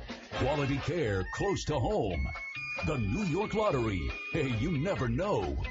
The New York Post, bringing you the best sports in town every day. Your Mercedes-Benz Tri-State dealers. On the web at searchmercedes.com. Entergy, Indian Point Energy Center, the region's most reliable source of electric. By TriStateGMC.com, we are professional grade power. Geico, 15 minutes could save you 15% or more on your car insurance. Sunoco, save 5 cents on every gallon instantly with your Sunoco Rewards credit card. Your Tri-State Hyundai dealers. City MD, need a doctor? Just walk in. New York Presbyterian Hospital, the official hospital of the New York Yankees. Amazing things are happening here. And by your Tri-State area Audi dealers and the all-new Audi A3. Stay tuned for the Yankees postgame show on the WFAN Yankees Radio Network. Welcome back to Yankee Stadium. I'm Sweeney Murty on the postgame show. The Yankees have beaten the Orioles by a final of 6-5, a walk-off victory on a base hit by, guess who? Derek Jeter. Of course he did. The Yankees blew a lead in the top of the 9th. They won the game in the bottom of the 9th. Of course it worked out that way, that Derek Jeter would have this kind of night on his last home game. 2 for 5, 3 RBIs, including the game winner. Boy, there are certain things that just have to happen. and this is one of them. Let's go to the podium right now. Derek Jeter, guys in the studio will be able to pop this up. Derek Jeter is holding his post-game press conference. More difficult as we've gotten to today. There's a couple times I almost lost it. You know, the first inning I was saying, please don't hit it to me. Last inning I almost lost it.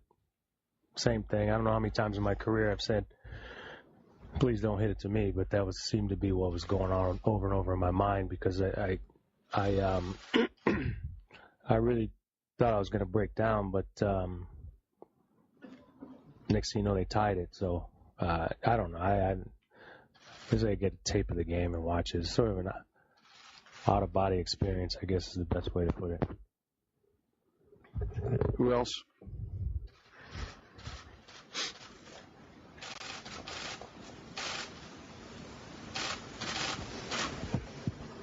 Derek, of all the scenarios that may have run through your mind the last few days, could anything have measured up to what actually happened there in the bottom of the ninth? No. I mean, I was happy with how the game had gone up until that top of the ninth inning. I got a hit.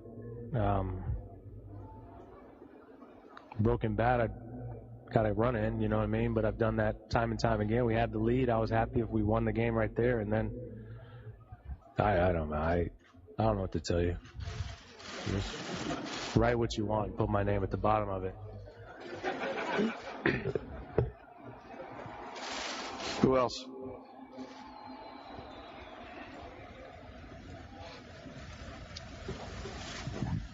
Derek, what went into this decision to keep you on the field the whole game? Did Joe talk to you about that? And No, we never discussed it.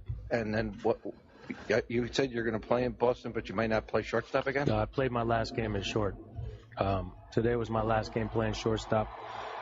You know, I want to take something special from Yankee Stadium, and the view from shortstop here tonight is what I want to take from it. You know, out of respect for the Red Sox, their fans, and the rivalry, I'm going to DH. You know, I don't know about tomorrow. I'm not sure, but I will play. But you know, I hope that people can respect my decision for that. But I've only played shortstop my entire career, and the last time I want to play was tonight. Marley, and then Tyler. Derek. Go ahead, You Mark. told us during spring training, it's okay? Okay, I'm sorry, Jason. You told us during spring training that you weren't emotionally stunted, that you wanted to the end of the season to tell us how you felt about this last season. I was wondering if you'd tell us about that. Also, when did you make the decision that this would be your last game at shortstop? What was the first part? Emotionally stunted, yeah. That was your quote. Yeah. Like I said, I mean, I almost it's kind of it's a weird range of emotions today. I mean, if the game ended how it ended, I'd be in tears right now. But I'm excited now. You know what I mean? So it's kind of odd. But I don't know. This whole year it's been special. At times it's been difficult. You know, because you almost feel as though you're watching your own funeral. You know what I mean? And what I mean by that is you have people telling you great things, and they're showing highlights, and you're reflecting. And I understand that my baseball career is over with. People are giving you well wishes, like you're about to die. You know what I mean? I don't know if that makes sense. But sometimes. That's how I've appreciated it all, but internally you feel as though part of you is dying, and I guess that's true. The baseball side, because it's over with. But yeah, it's been difficult, and like I said, if I didn't just got a hit to win the game, then I'm happy I did get a hit to win the game. But if I didn't, I couldn't tell you what I would be doing right now. Jeep, the second part was when you decided to... Thank you. When I decided that this would be my last year? No, at shortstop. See, I'm not even listening to your questions.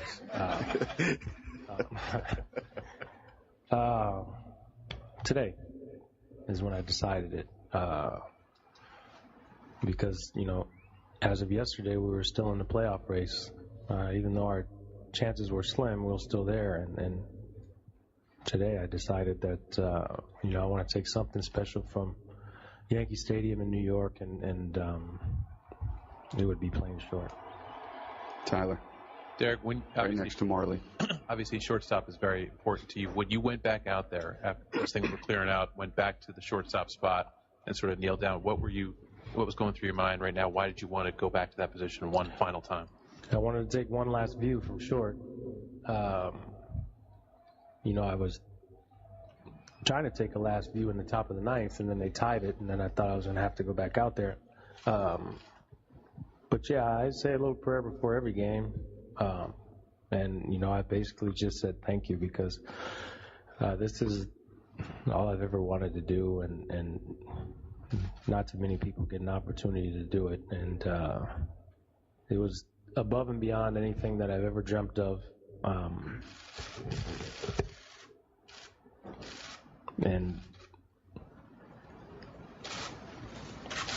I don't even know what to say. It's just, I've lived a dream. This is, since I was 4 or 5 years old, and part of that dream is over now. Mark, front row to your right. Derek, as you're getting mobbed by your teammates and hugging each of them, when did you realize that Joe and Andy and Jorge and Mo and all those guys were standing in front of the dugout? What was it like to see them all and have them all there to experience this with you? Not for a while, because I was hugging a lot of teammates. I saw Andy before the game. I knew Jorge was coming, but I hadn't seen him. So I didn't know that they were coming on the field. But it took a while, because, I was hugging all my teammates, and so I don't know the exact moment, but it was pretty much towards the end.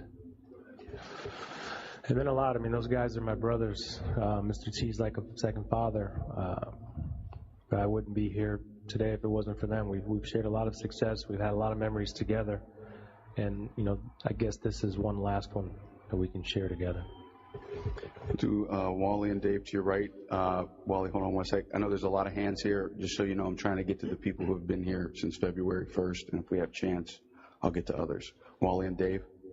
Derek, how did you know that this would be the right season to walk away? Like, what told you in the offseason that this was it? And the way you hit the ball the past couple of weeks, has it gone through your mind at all that maybe you spoke too soon? How did I come to the decision? We talked about this briefly. I don't know if it was yesterday or the day before.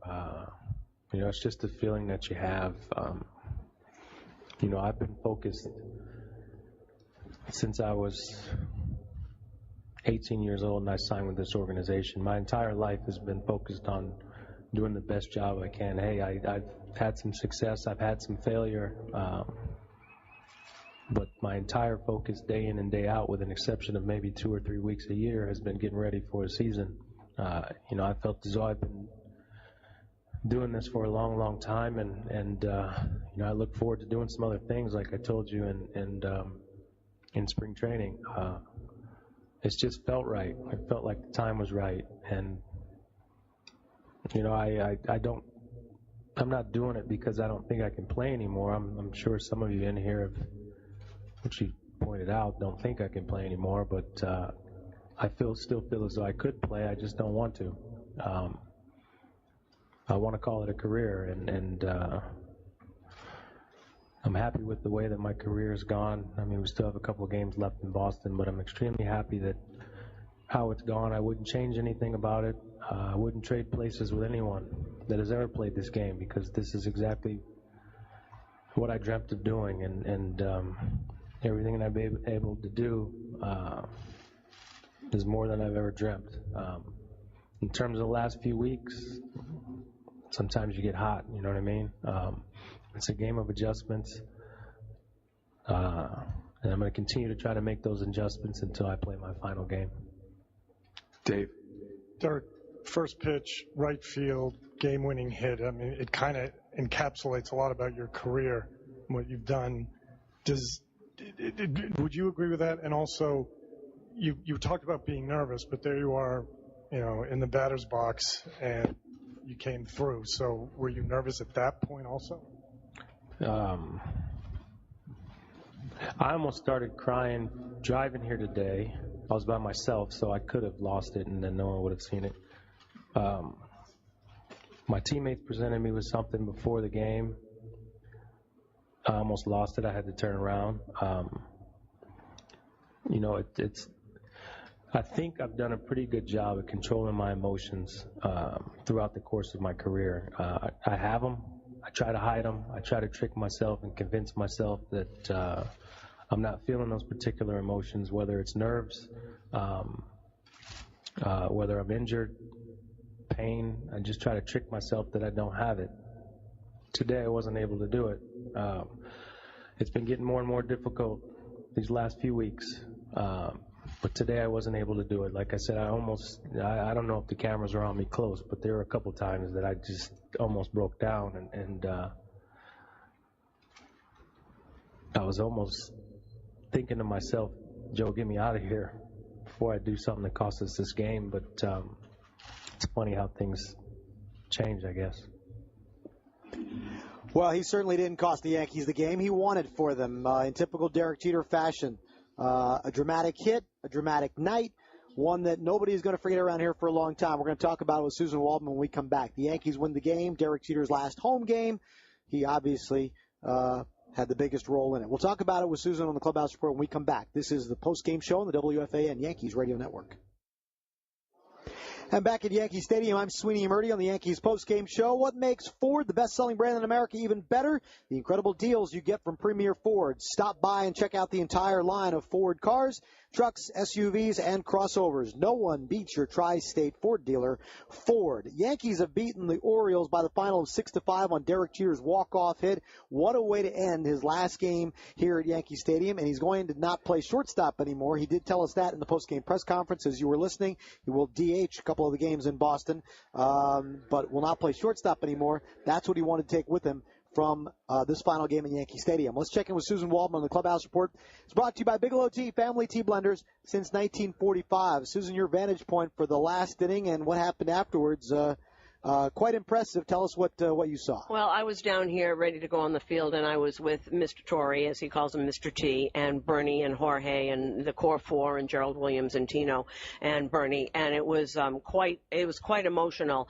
Jeter knew that he knew that Andy was here. He didn't know they were coming out on the field. Right. And when the Orioles tied the game. When the Orioles tied the game, one of the guys had said, okay, this is perfect. He's going to get up in the next inning and he's going to win the ball game, and everybody kind of laughed.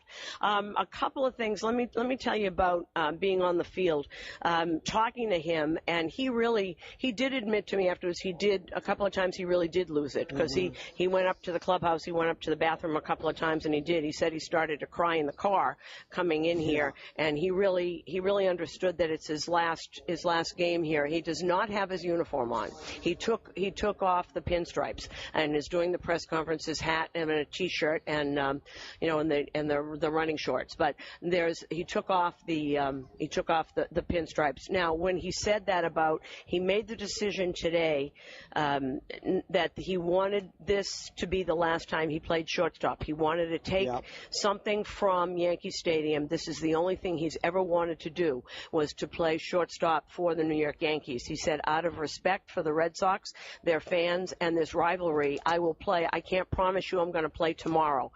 He is really emotionally spent. I was talking to his dad and his mom and his sister, and they were really emotional too. In 20 years, I've never seen Dorothy Jeter cry. And she was, they should be so proud, and it was just such a wonderful, wonderful moment. You can see where he gets it from, right? Well, she's something really special. We love them both, but she's an interesting lady. She's really tough, and she's terrific. One of the things that he said he kept standing out there and saying, please don't hit it to me, please don't hit it to me. And which has never, ever happened on a baseball field, I got to imagine. Well, to him it happened. Right, that's what I mean, to him. Well, and then when they tied the game, he snapped out of it, and he just wanted to get through the game. We could say it. I said on the air a couple of times, I saw him biting his lip, and I saw him wiping taking his fingers on his cheek and moving things around. I don't know whether he was tearing up, but sometimes your face gets your facial motions get hard to control, and I think he was trying to stop that. And when a lot of the guys were betting, the core foreign guys saying he's not going to go back out there, and he did. It was as if he did not want to leave. He went back out to shortstop and he bent down, and he said that he wanted to take this, and he just said thank you to himself and all that, and he just wanted to get the view from shortstop one more time because that's all he ever wanted to do. Right. He also said something interesting about this tour. He said it's been this whatever it is. He said it's very, very difficult. I felt like I was watching my own funeral. Right. And that's very, very tough. He tried to be so strong, and everyone was trying to do the right thing, and everyone was trying to just celebrate him. But, you want to say, I'm still here. I'm still alive. I didn't die. So he really felt that way. He said, I've appreciated all of it, but part of you feels like you're dying. And he said, I want to take something from this stadium. Now, I hear fans outside. They're all still sitting there, right? Yeah, they're still here. Yeah, there's still a number of fans. The Yankees invited the fans to watch this on the big scoreboard. Many of them are doing just that. All right, so he knelt down. He said, I knelt down. I wanted one more view from short. He said, this is all I've ever wanted to do since I was 4 years old. Very, very tough. You know what, Susan? It's funny. We use this phrase once in a while. We use it with Jeter. We use it with some other athletes. We say that he gets it.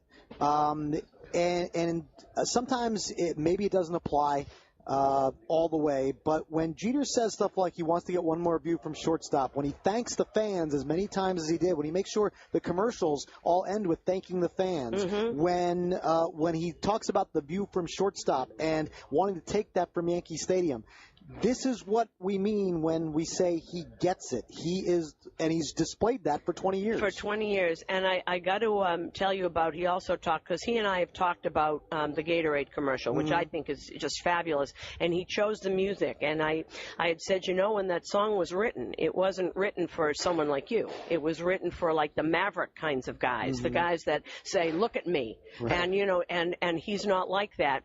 And now I said, and you know what I think, Derek? He said, what? And I said, I think that now you are the exception, and everybody else is the look at me, the Facebook and the Twitter and all that stuff and all the things that go on. So he has stayed exactly the way he came up. He has stayed that same person for 20 years, and now everybody else. So he did it my way. The other thing he also said that cheer. I'm sorry. Let me interrupt you for 1 second. That cheer you just heard is everybody here in the stands. As Jeter's press conference is wrapped up downstairs, and the fans are all cheering and saying goodbye one last time as they exit the building. And let me tell you what he just said about why he chose my way.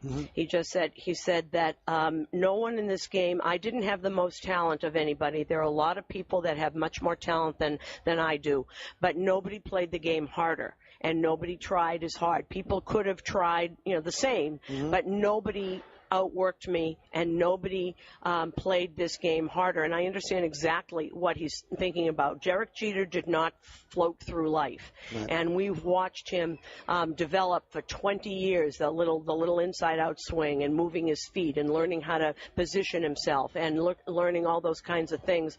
My favorite things of teammates things, and I don't know if fans understand this, when they talk about being a captain, this is what Derek Jeter did. When David Phelps made his Major League debut, evidently it was in Tampa, and David Phelps went out to the mound and picked up the rosin bag, and when he looked up, there was Derek Jeter, and he said, it's the same as always, except there's more people here. And then Adam Warren, when he came in for the first time, Jeter went over to him and said, this is fun, isn't it? I mean, that's a captain. Right. That's what someone does that. So you've got, I still remember, Sweeney, when we're in Minnesota, Brian Dozier was shaking, giving him the thing. Where people wear number 2 for a reason. Yep. And they're going to continue to do it for a long time. Of course, not in a Yankee uniform, especially not in the pinstripes, because that is done for forever. And there will be a couple of more days in the gray number 2s to come in Boston. Those are going to be some special days too. The Red Sox, I'm sure, have some things planned. I know they have some things planned for Derek, and he'll get some rousing ovations when he comes to bat as DH only over the course of the next couple of days. Indeed. Susan, thanks so much. Okay, Sweeney. Guests on the postgame show receive a gift certificate to Outback Steakhouse. No rules, just right. Let's pause 10 seconds for station identification. This is the WFAN Yankees Radio Network.